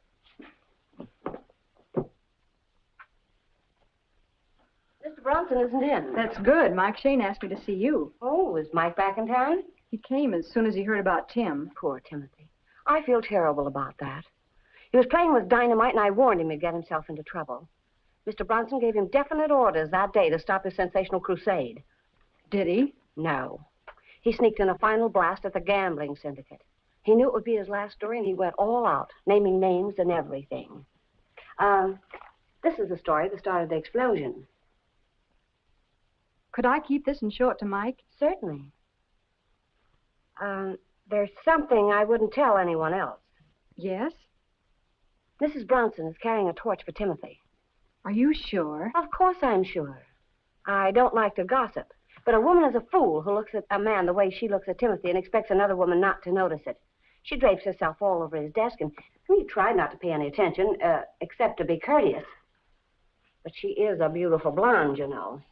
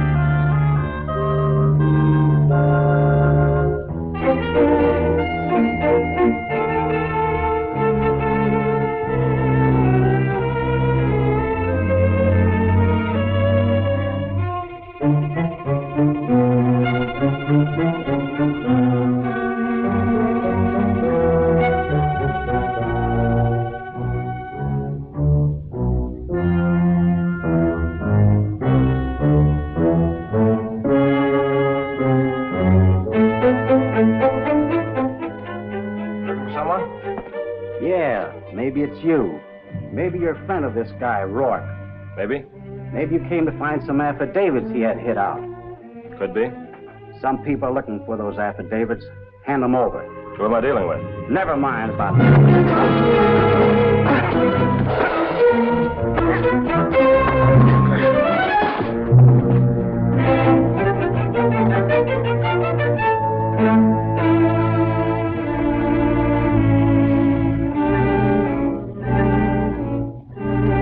They ain't on him. We should have given him more time. Maybe he'll feel talkative when he wakes up.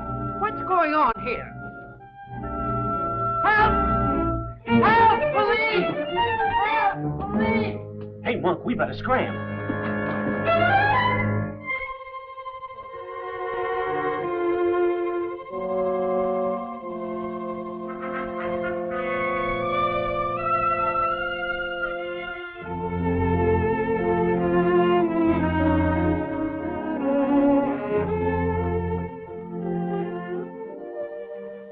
Well, now you look natural.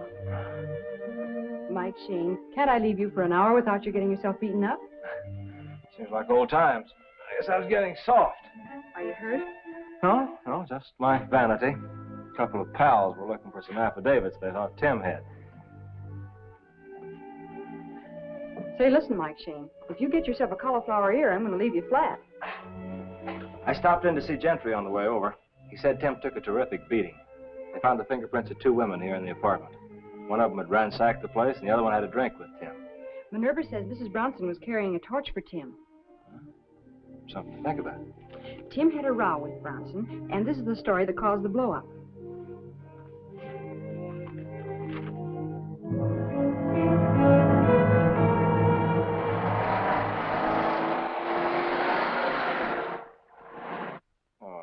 Tim should have known they'd start gunning for him when he named names and said he had affidavits. That guy Brenner wouldn't be too happy about that. What's going on here?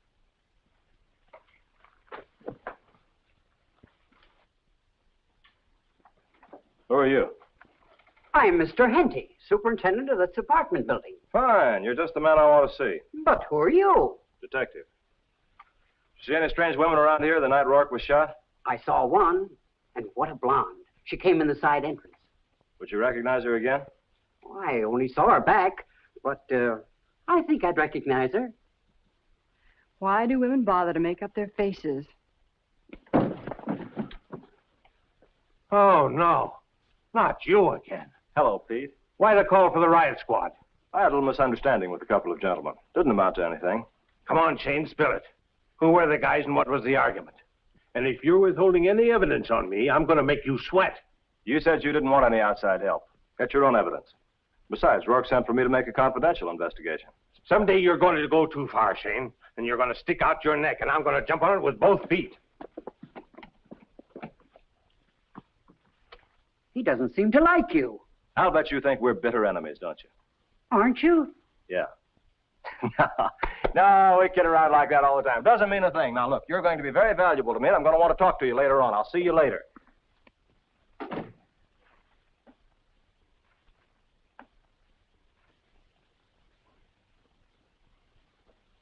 Someone really took this place apart.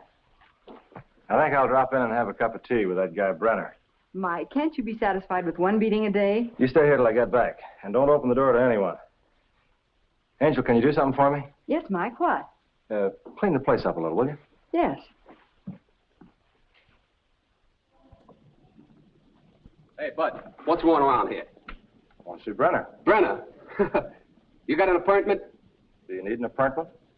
Certainly. Go on, beat it, scram, get going. Go ahead, get out of here. Oh.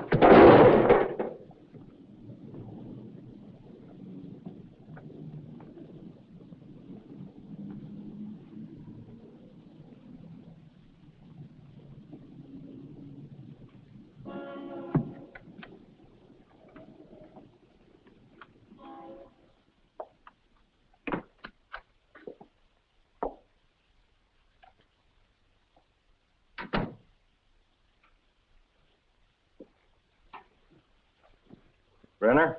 I didn't hear you knock. I didn't knock. Let's get down to cases. You're Brenner and I'm Shayne. I want the blonde who blasted Tim Rourke. And if not? I'll bust a lot of things wide open. I don't know who it was. Wish I did. Whoever it was put the heat on me plenty. I can't even open for business until things quiet down. I had no reason to have Rourke rubbed out. I just made a deal with him that afternoon in this office. You're lying. Tim never sold out in his life. I read the story. The guy's a heavy winner at your club and a blonde knocks him off. I want that blonde. I don't know who she is. I can't know about every blonde who makes a midnight pickup. If Tim could dig up that stuff, you ought to know what goes on in your club. I'm laying it on the line, Brenner. I want that blonde. Anyone who stands in my way is going to get hurt. No. The affidavit collectors. Of course, they're not working for you. Or would you fool me and tell me the truth? Frisk him. Back your monkeys off me. All right, boys. Back up. How come Bug-Eye let him in? Bug-Eye is now Shut-Eye. He's a sucker for a left. I suppose your understanding with Rourke was to have these two guerrillas beat him up. All right, they'll pay for that. And if you had him blasted, you'll burn.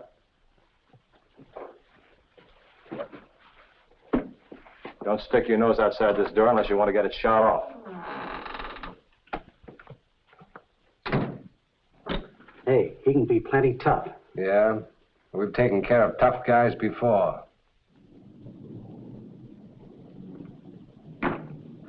Thanks, Bud. You're welcome.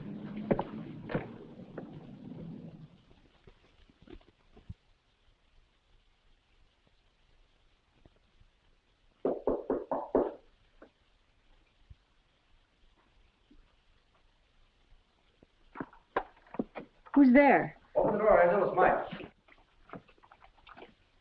Hi, beautiful. Hey, wait a minute. What, no black eye?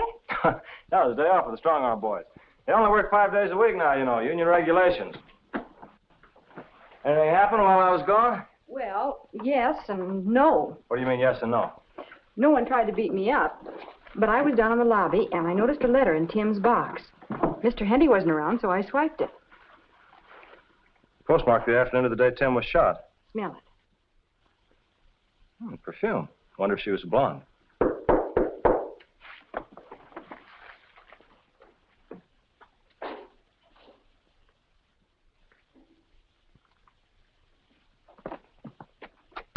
Look here, young man. I'm responsible for things around here, and I don't like the way you're making free with Mr. Rourke's apartment. Well, investigation takes time. But you can't take the place over. And besides, I'm quite sure that there was a letter from Mr. Rourke down in the lobby, and it's missing. Missing? Yes. That's fine. What kind of a place is this? Don't you realize that letter may have been of vital importance? It might have been the very clue that would have solved the entire crime. And you let some crook sneak in and steal it. Well, I don't know what's liable to happen to you. You might even be charged with criminal negligence. Well, I can't be every place. It's too much for one man. And I can't be down in the lobby all the time. All right. I'm going to overlook it for the time being. We'll see what develops. Thank you very much. It's all right. I like to give everyone a break.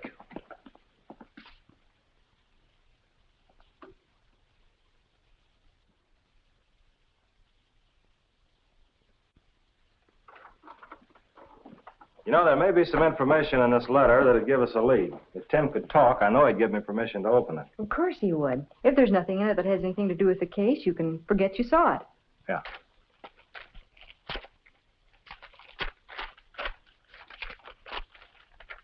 There's no signature.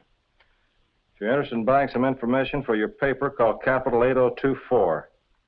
Information's what we're interested in.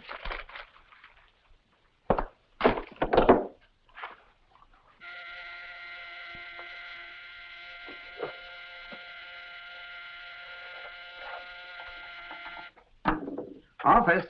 Capital 8024. This may be the break we've been waiting for.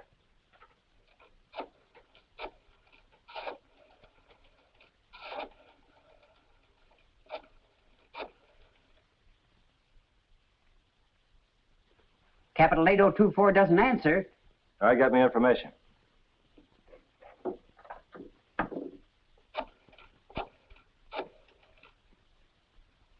Hello, information? Police business. Give me the name and address of Capital 8024. Yeah? Thanks. Madge Rankin, 614 Hillside Drive. I think I'll pay her a little visit. I don't mind going along. Yeah, well, frankly, Angel, I think I get along better by myself. That's what I'm afraid of. Oh, Angel, this is strictly business, believe me. Oh, I believe you.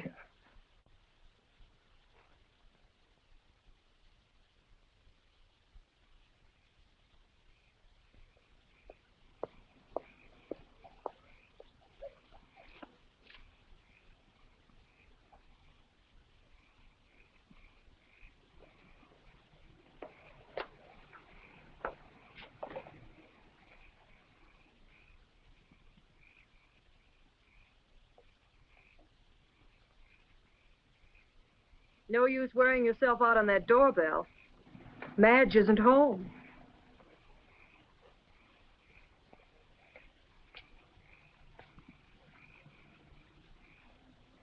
She had a noisy party Tuesday night. I haven't seen her since. That's funny. I had a date with her. Maybe she forgot. I don't think so. She told me she'd be here. You can wait in my place if you like. Oh, thanks. That's very nice of you, but I'll wait outside. Okay.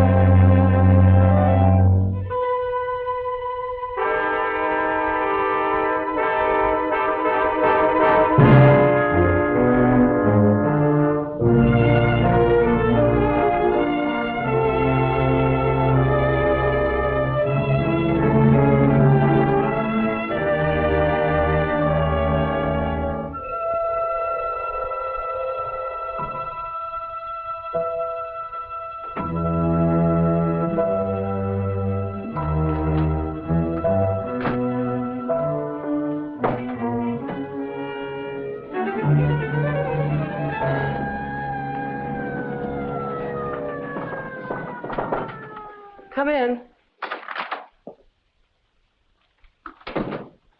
Well, you changed your mind, but fast. Your friend Madge has been murdered. Murdered? Look, I'm Mike Shayne, a private investigator. The cops are going to be boiling in here any minute. You could be a big help to me. Why should I? Why not? Doesn't cost you anything, and you might help me solve a murder.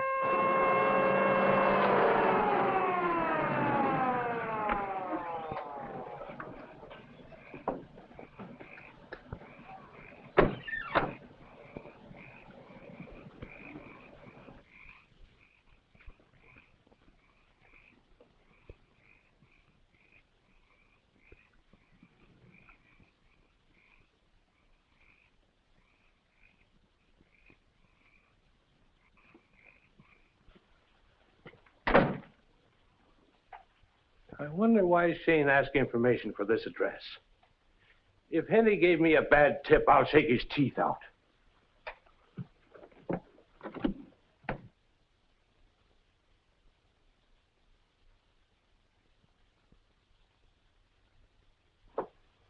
Holy smoke.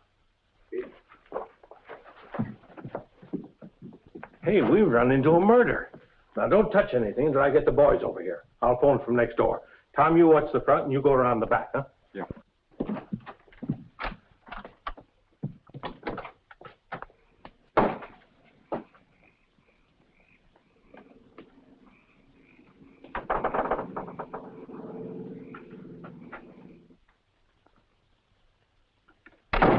Police business. I'd like to use your phone. Sorry, we don't have one. Oh, thank you. Oh, Mike Shayne. I might have known it. Mike, tell him to go away. We don't want any. Don't talk like that, honey. He's a big shot detective. Now, don't give me that. What do you know about this murder next door? Murder? What murder? Do you know who lives next door? Well, of course, Madge Rankin. Oh. We're good friends. Oh. Take her in to look at the body for identification. Well, tell me what's happened. As if you don't know. Go on along with him. Must I, Mike? Sure, that's Pete Rafferty. You have to mind him. All right, lady.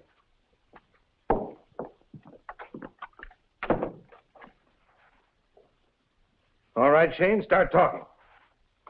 What do we talk about?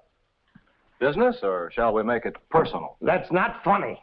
We'll talk about that murder next door. Well, I just got in town this afternoon. Do you think I murdered her by radar? Now, you know something. You asked information for that address. Oh, sure. Helen doesn't have a phone, so she gave me the number next door. Nobody answered when I called, and I'd forgotten the address. Oh, it was just a coincidence. You just happened to pop up next door to a corpse. You know, Pete, it's the funniest thing. Whenever anybody has a corpse they don't know what to do with, they always dump it in my lap. Oh!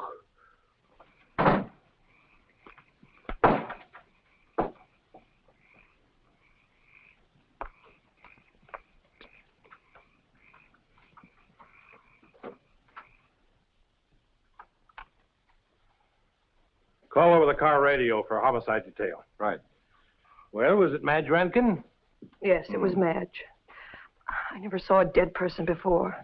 Gave me the creeps. Take it easy. Poor Madge, lying there dead all that time. And I thought she was out having a good time. Well, I'll talk to you again. Just stay put so I can find you. Well, Shane, where's that letter you took out of Rourke's mailbox? Well, Peter, how can you say such things? And he said you stole a letter just before you made that call. Did anybody see me steal a letter? Well, any evidence is missing and you're around, I know who's got it. That is merely supposition on the part of the witness and has no weight as evidence.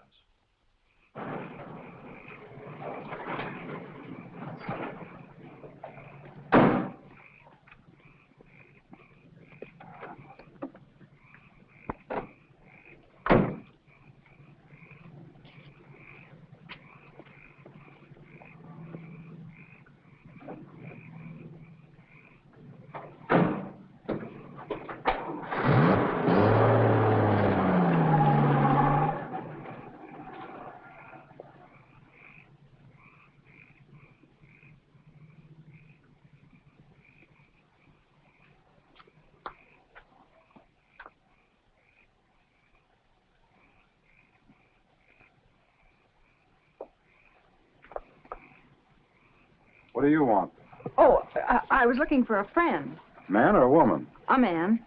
Maybe he's in there. Come on.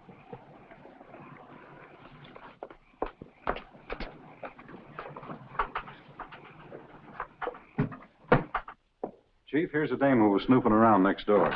How does she know where you were? You always tell her before you go to visit another girlfriend? You know how women are. They follow you around, spy on you. Mike Shayne. Sometimes they talk too much. Oh, shut up. What were you going to say? Who, me? Oh, I had nothing to say. When Mike and I promised to look you up, we had no idea we would interrupt a police convention. There was a murder next door. How awful. Oh, don't give me any more of that runaround. I want what evidence you have, or I'll hold you on suspicion of obstructing justice. And maybe a federal rap for intercepting mail. Look, you had 3 murders and Tim was almost killed before I came. What did you do about it? You wouldn't know a piece of evidence if it walked up and introduced itself. All right. All right, come on down to headquarters. Perhaps I can persuade you to sing a different tune. Mike. No, it's all right, honey. Take it easy. Can't hold me long on suspicion, and you'll enjoy hearing him apologize. Me apologize? Why, you... Now, Pete, careful, careful. Ladies, no naughty words. Come on.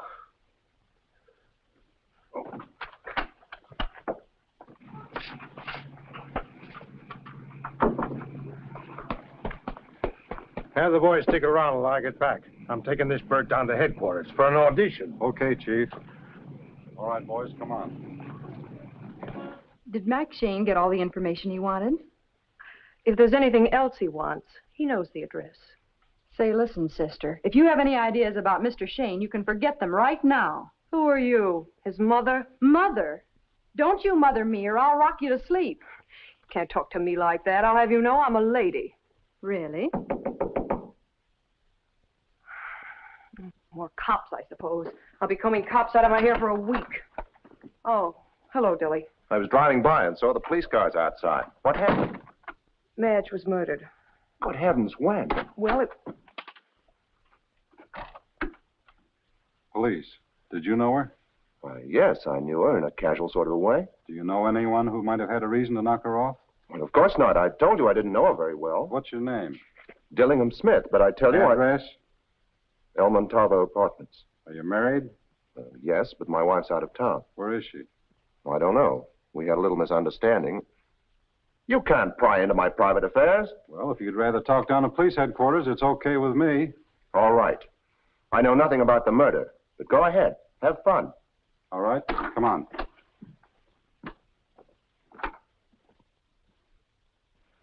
Boys, might as well go on to bed. I don't feel talkative tonight. Did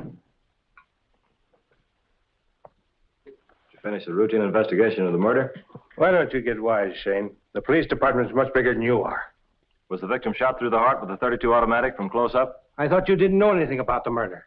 Had to be that way. Why? You call yourself a detective. You don't even see that the pattern for all these murders was the same. Tim was the only one who expected it, and that saved his life. Ballistics proved that no two murders were committed with the same gun. I suppose you think there couldn't be an answer to that. Never mind what I think. Just turn over what evidence you have to the proper authorities, or I'll sweat it out of you. No dice, Pete. I'm going to conduct this investigation in my own way. All right, if you want to make it tough on yourself, go ahead.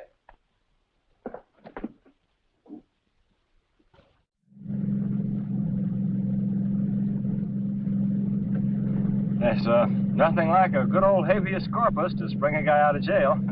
I don't know why I even bothered to get you out.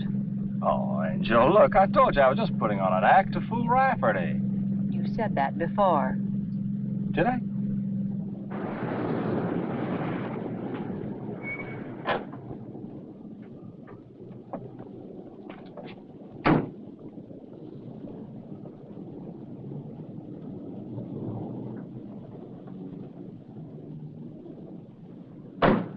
Why, Dilly Smith must really be in the chips. It costs dough to live in a place like this. I can't put my finger on anything definite, but there's something about that man that didn't seem to ring quite true. Yeah, I know what you mean. Let's go talk to the doorman. Morning. Oh, good morning, sir. Special investigator. Oh, you got the wrong man, sir. I swear he has. I never slipped those crooked eyes in the game. No, the FBI is handling that investigation, I think. I'm in the market to buy some information. Oh, you come to the right market, sir. You put it the black market. Selling information is what I is most fond of. What can you tell me about Dillingham Smith? He and his wife moved in a short time back, but I hear they just oozing in money. Mrs. Smith, a brunette? No, sir. You never see a blonde like that lady. Why, she'd shine in the dark. Anything else? She sent a truck to the railroad 2-3 days ago, and I ain't seen her around no more. Mike, there he is. Call your cab, sir? No, thanks. I'll walk. I'm going to tail him. Call Will Gentry and ask him to bring a fingerprint man over. See if he can find a print to match anything found in Tim's apartment.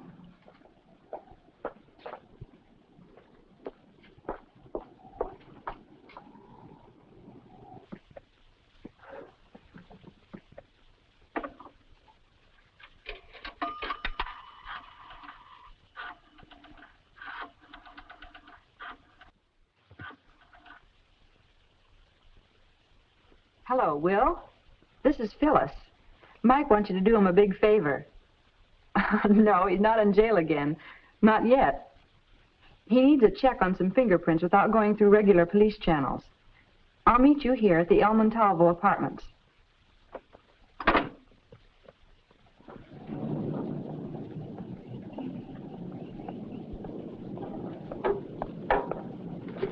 Oh, I'm terribly sorry.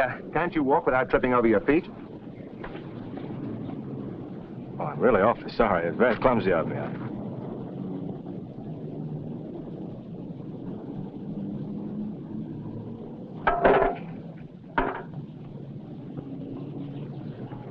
This ain't a stick of peppermint candy you feel in your back? Don't tell me. Let me guess. Funny man, huh? I've got a gag that'll kill you. Yeah, I see what you mean.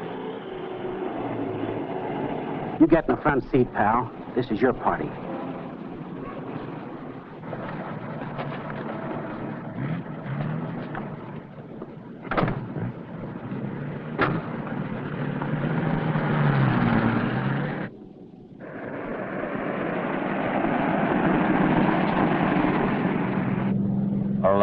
now that we're all nice and cozy, how's about letting me in on what this is all about? Don't be inquisitive. Stay happy as long as you can. Things are kind. He's always handing me a laugh. Well, very funny. That's what I like. Murder with a smile.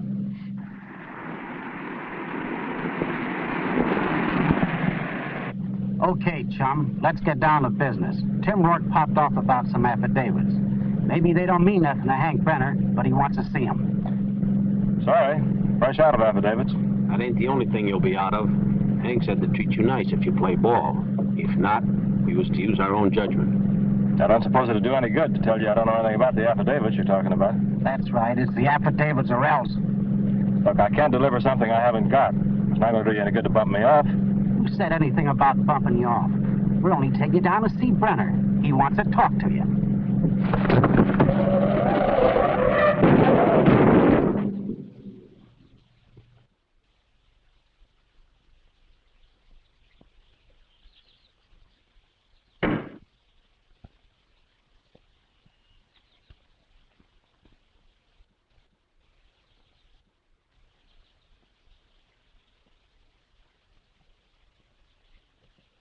See if you can start the engine.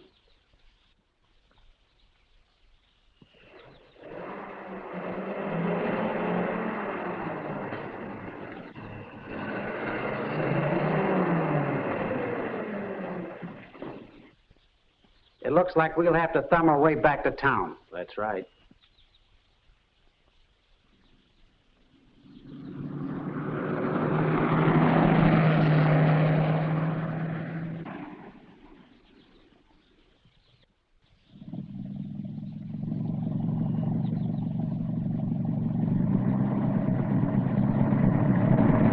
Sorry, boys. All filled up.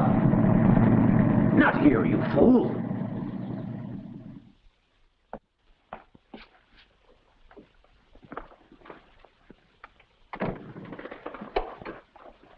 Hello, Will. Hello, Mike. Looks like you're getting close to something. Where have you been? A couple of Brenner's friends picked me up. We couldn't get along, so I walked home. What do you mean I'm getting close to something? Well, the fingerprints of the woman who claims to be Mrs. Dillingham Smith are the same as the fingerprints of the woman who ransacked Tim's apartment. Huh. Now tell me, why should Dilly Smith be writing letters to Walter Bronson, managing editor of the Courier? I don't know. It's got me stuck. Well, it's got me going around in circles. There's too many blondes in this case. I'm having blonde nightmares. Hope I never see another blonde as long as I live. May I have that in writing? With options.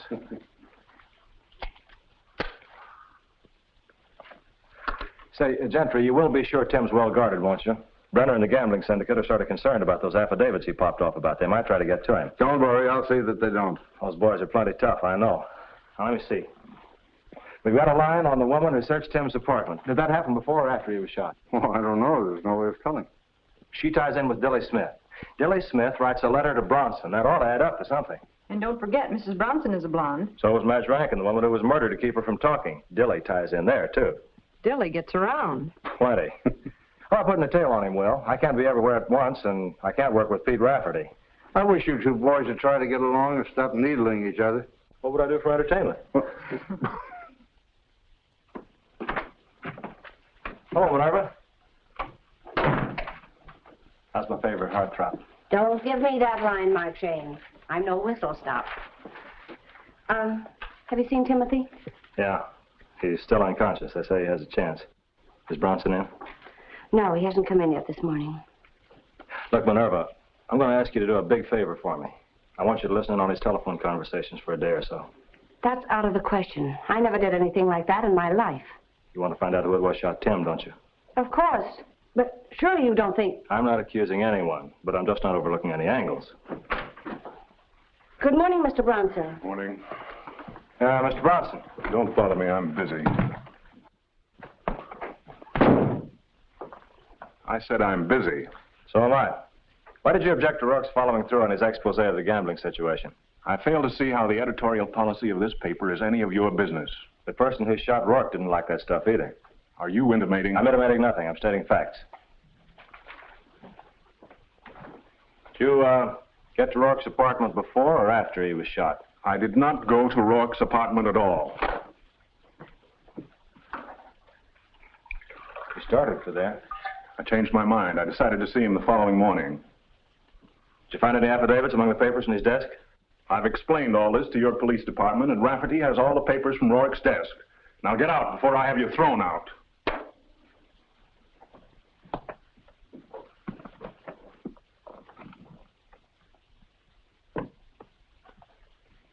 This letter was among the household bills, and I opened it. We'll talk about that later. Looks like you had a little accident. Well, I told you to get out of here. Must I have you thrown out? That you know excitement's bad for your blood pressure? Who was that? I don't know. Who's the blonde? Mrs. Bronson, did you enjoy your visit? It was worthwhile. Don't forget about the phone calls, Minerva. I have a hunch something's going to pop before long.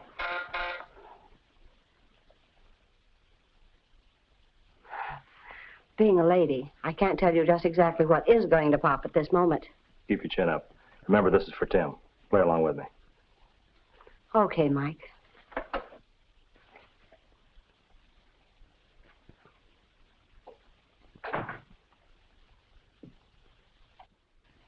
You wanted to see me? What do you mean, letting people walk in and out of my private office? This is on Grand Central Station. He followed you in, and there was nothing I could do about it. Would it be expecting too much to ask you who he is? Michael Shayne, private detective. A private detective? I understand Timothy Rourke sent for him just before he was shot. Will that be all? Yes, you may go.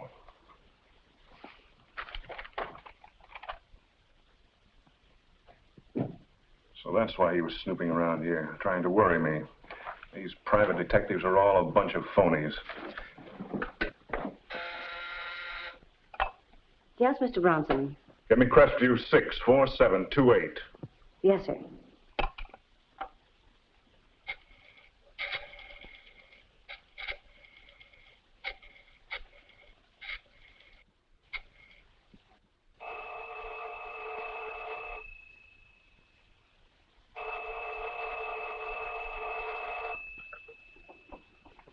Hello, Brenner talking. Just a moment, please. Mr. Bronson calling. Hello. Hello, Brenner. Bronson talking. Michael Shayne, a private detective, is trying to blackmail me for $25,000. Yeah?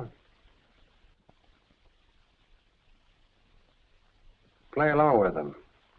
I know how to handle those babies. All right. All right, I'll do as you say.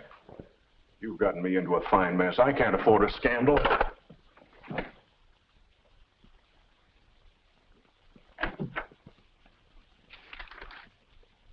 Miss Higgins, run an ad in the personal column of today's paper. Just the 2 words. Yes, cold. Yes, cold. Yes, sir.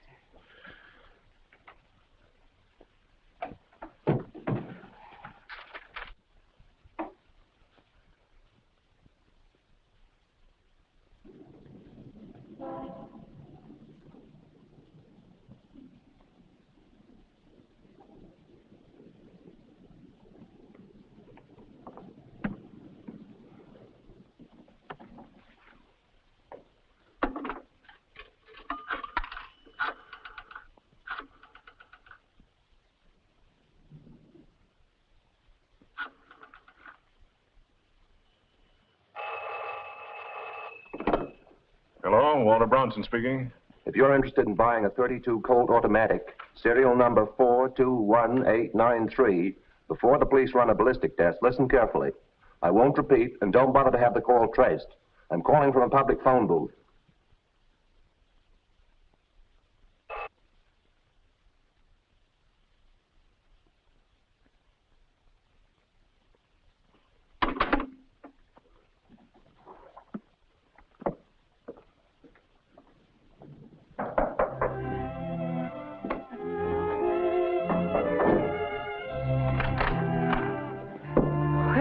What do you want? Back for round 2? I came to apologize for last night. Skip it. Come on in and sit down. I can only stay a minute.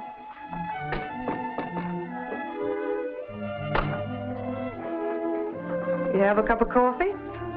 No, thanks. You know, Mike Shayne, he must be quite a guy. Oh, he is. And in my opinion, he's the best detective in the world. Well, he's not a nice playmate if you have a guilty conscience. You better not try any two-timing. Don't worry, I won't. By the way, I'm not familiar with this town. Could you recommend a good beauty shop? Well, I always go to Madame Renee. I'll give you her card.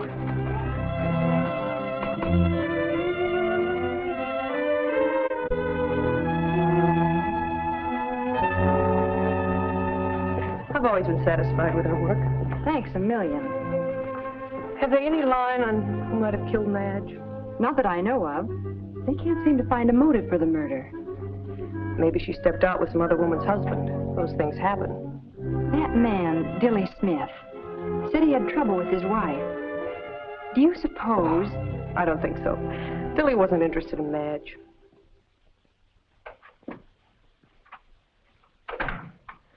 I saw Bronson leave. Did you get anything? I don't like doing this sort of thing. It's like peeking through a keyhole. Oh, so Bronson thinks I'm the one who's trying to blackmail him.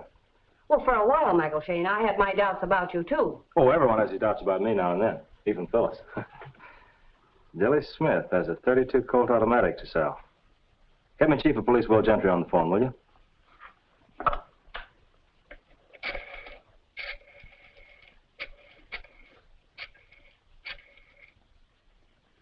Chief of Police Gentry, please. Michael Shayne calling.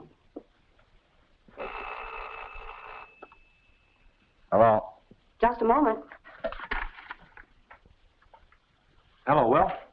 We can start to roll. Pick up Dilly Smith and turn him over to Pete Rafferty's department. Have him check the serial number and run a ballistics test on the gun they'll find on him. Check it against a slug they took out of Tim. Okay, Mike. But how about breaking down? Tell me what this is all about. Now, it's just as well you don't know too much at the moment. Give me Pete Rafferty, will you? Okay. Switch his call over to Rafferty. Shayne burns me up more than anyone I know. I'd give $1,000 if I could get him in a spot he couldn't wiggle out of. Hello, Rafferty speaking. Hello, Rafferty. I got a hot tip for you. That private eye, Mike Shayne, is on his way to the 300 block on Mariposa. He's up to no good. If you're smart, you'll put a prowl car on his tail. Who's speaking? Hello? Hello? Come on. I would certainly never make a good detective. I'm too sane. Oh, you don't have to be crazy, but it helps a lot. Thanks a lot, Minerva. You did your good deed for the day. These directions are very clear.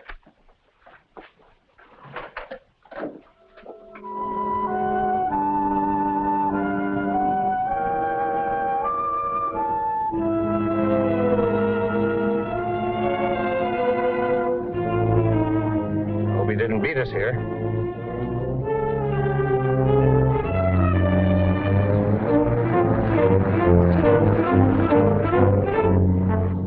There he is.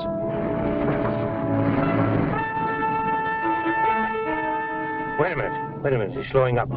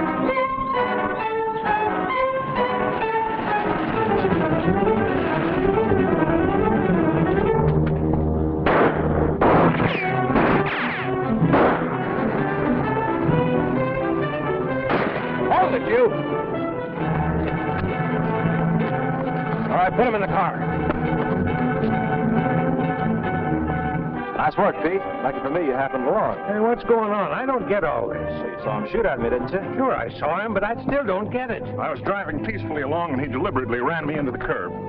If you were so peaceful, what were you doing with those 2 thugs in the back of your car? Yeah, how about that? Well, Shayne was trying to blackmail me. I had them along for protection. Oh, well, that's different. Well, now we're getting somewhere. Shayne, it looks like you finally stuck your neck out. Don't you think we better talk this over down at headquarters? And maybe you think we won't? You fellas drive straight to headquarters, and I'll tell you.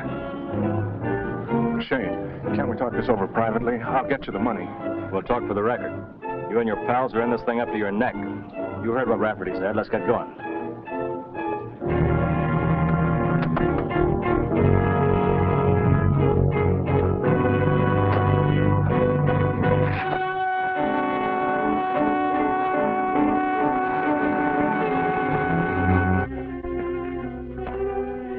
Sit down.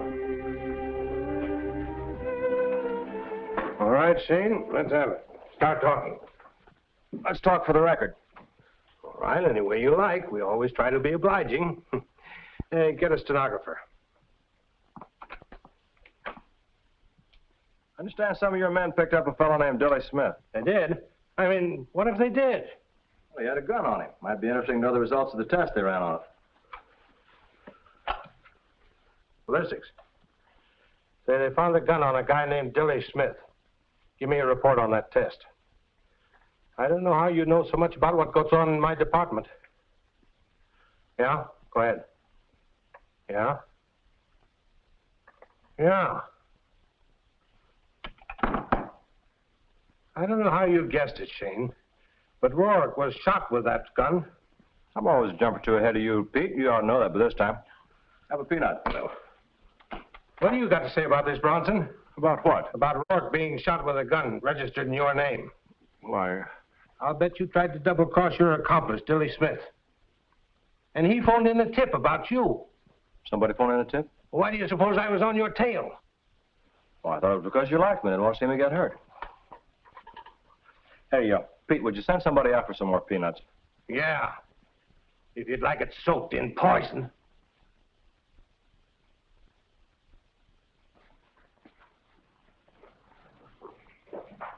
You're in a tough spot. You better tell the truth and not try to cover up for anybody. You knew that gun was red hot. Now tell us how it came to be in your possession. Okay, I'll tell you the truth. I found that gun outside the apartment where the reporter was shot Tuesday night. I saw you drop it, Mr. Bronson, when you came out the side entrance with that blonde dame and got in your car. That's an outrageous lie. Shut up, Bronson. Go ahead. Well, I picked up the gun and took the license number of the car. I didn't know what it was all about until I read in the papers the next day that the reporter had been shot. So you decided to keep the gun and blackmail Mr. Bronson, huh? That's right. Oh, I know I can do a stretch for that, but it's better than being mixed up in a murder rap. And,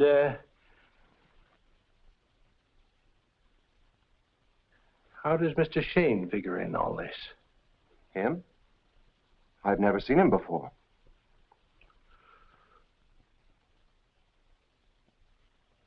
The man's obviously trying to protect Shayne for some reason. I was not near Rourke's apartment.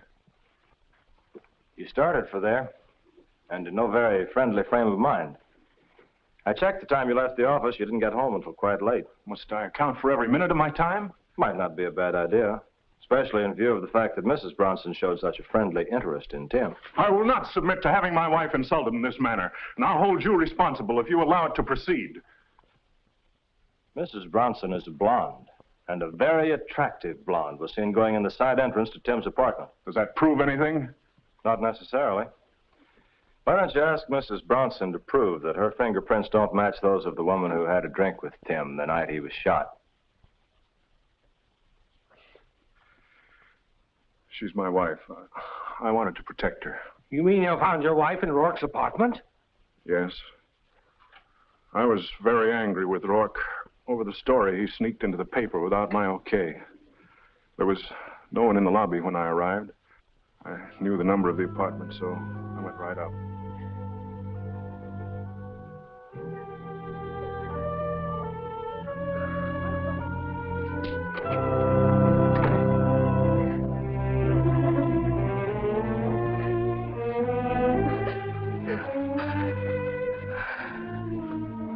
Good heavens, what are you doing here? What's happened? I didn't do it, Walter. I swear I didn't do it. Why are you here? I liked him. I wanted to persuade him to give up that foolish crusade and keep his job with you. Who shot you? I don't know. I started into the kitchen and was struck a blow on the head that knocked me unconscious. And then I found him like this. We've got to get out of here.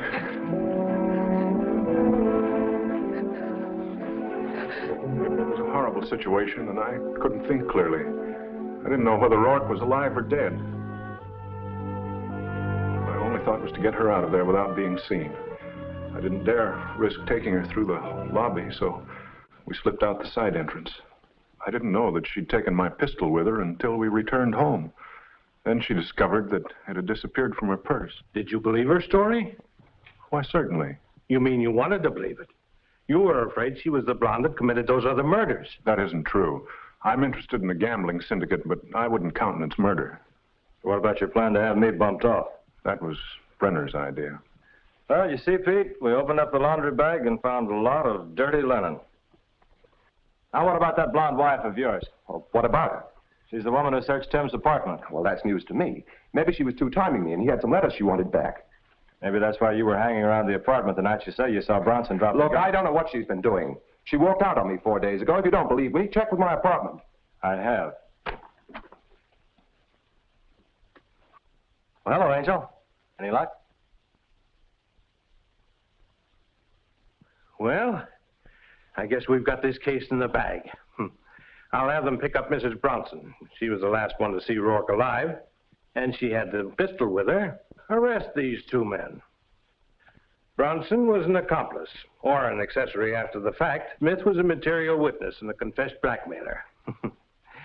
Well, the newspaper boys have been clamoring for a story.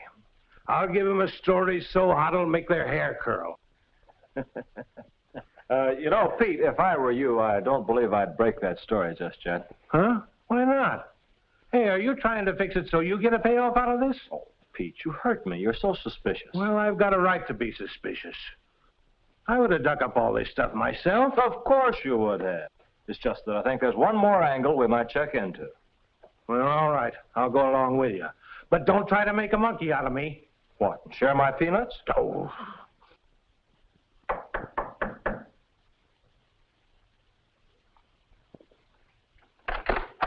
Hello, Mike. Oh, I see you brought a chaperone. Yeah, a couple of them. Well, what do we do now? Play games? No, Helen. We're all through playing games. What did you mean by that, Crack? Murder isn't a game. We want the blonde who murdered 3 men, Madge Rankin, and shot Tim Rourke. Do I look like a blonde? Not now. But you gave Phyllis the name of the hairdresser who dyed your hair from blonde to brunette when things got too hot for you. Is it a crime for a woman to have her hair dyed? I thought you were a regular guy, Mike. I didn't think you'd try to pull a dirty frame like this. You left a fingerprint on the card you gave Phyllis. It matched that of the woman who searched Tim's apartment, and, by the way, also that of Mrs. Dilly Smith. Dilly's down at headquarters now, and he's being very cooperative. None of that proves that I committed any murders.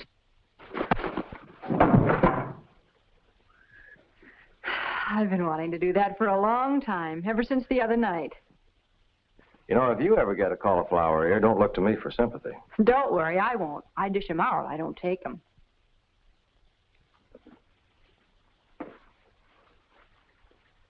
Oh, this is for you, Petey.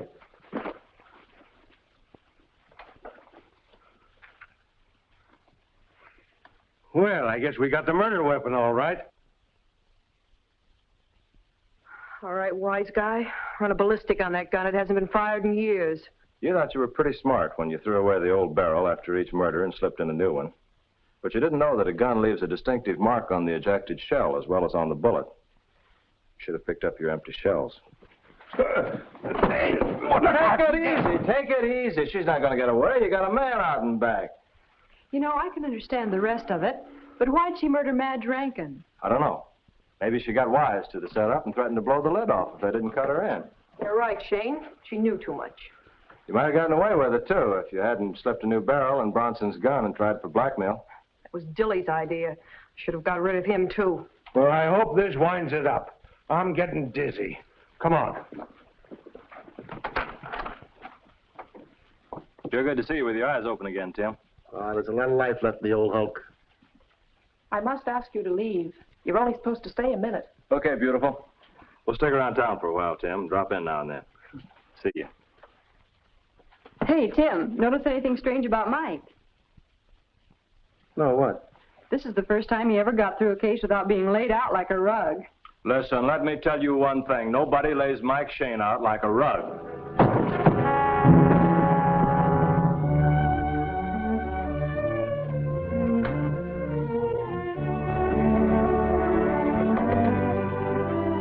Give me the admission desk. Send another bed up to room 216.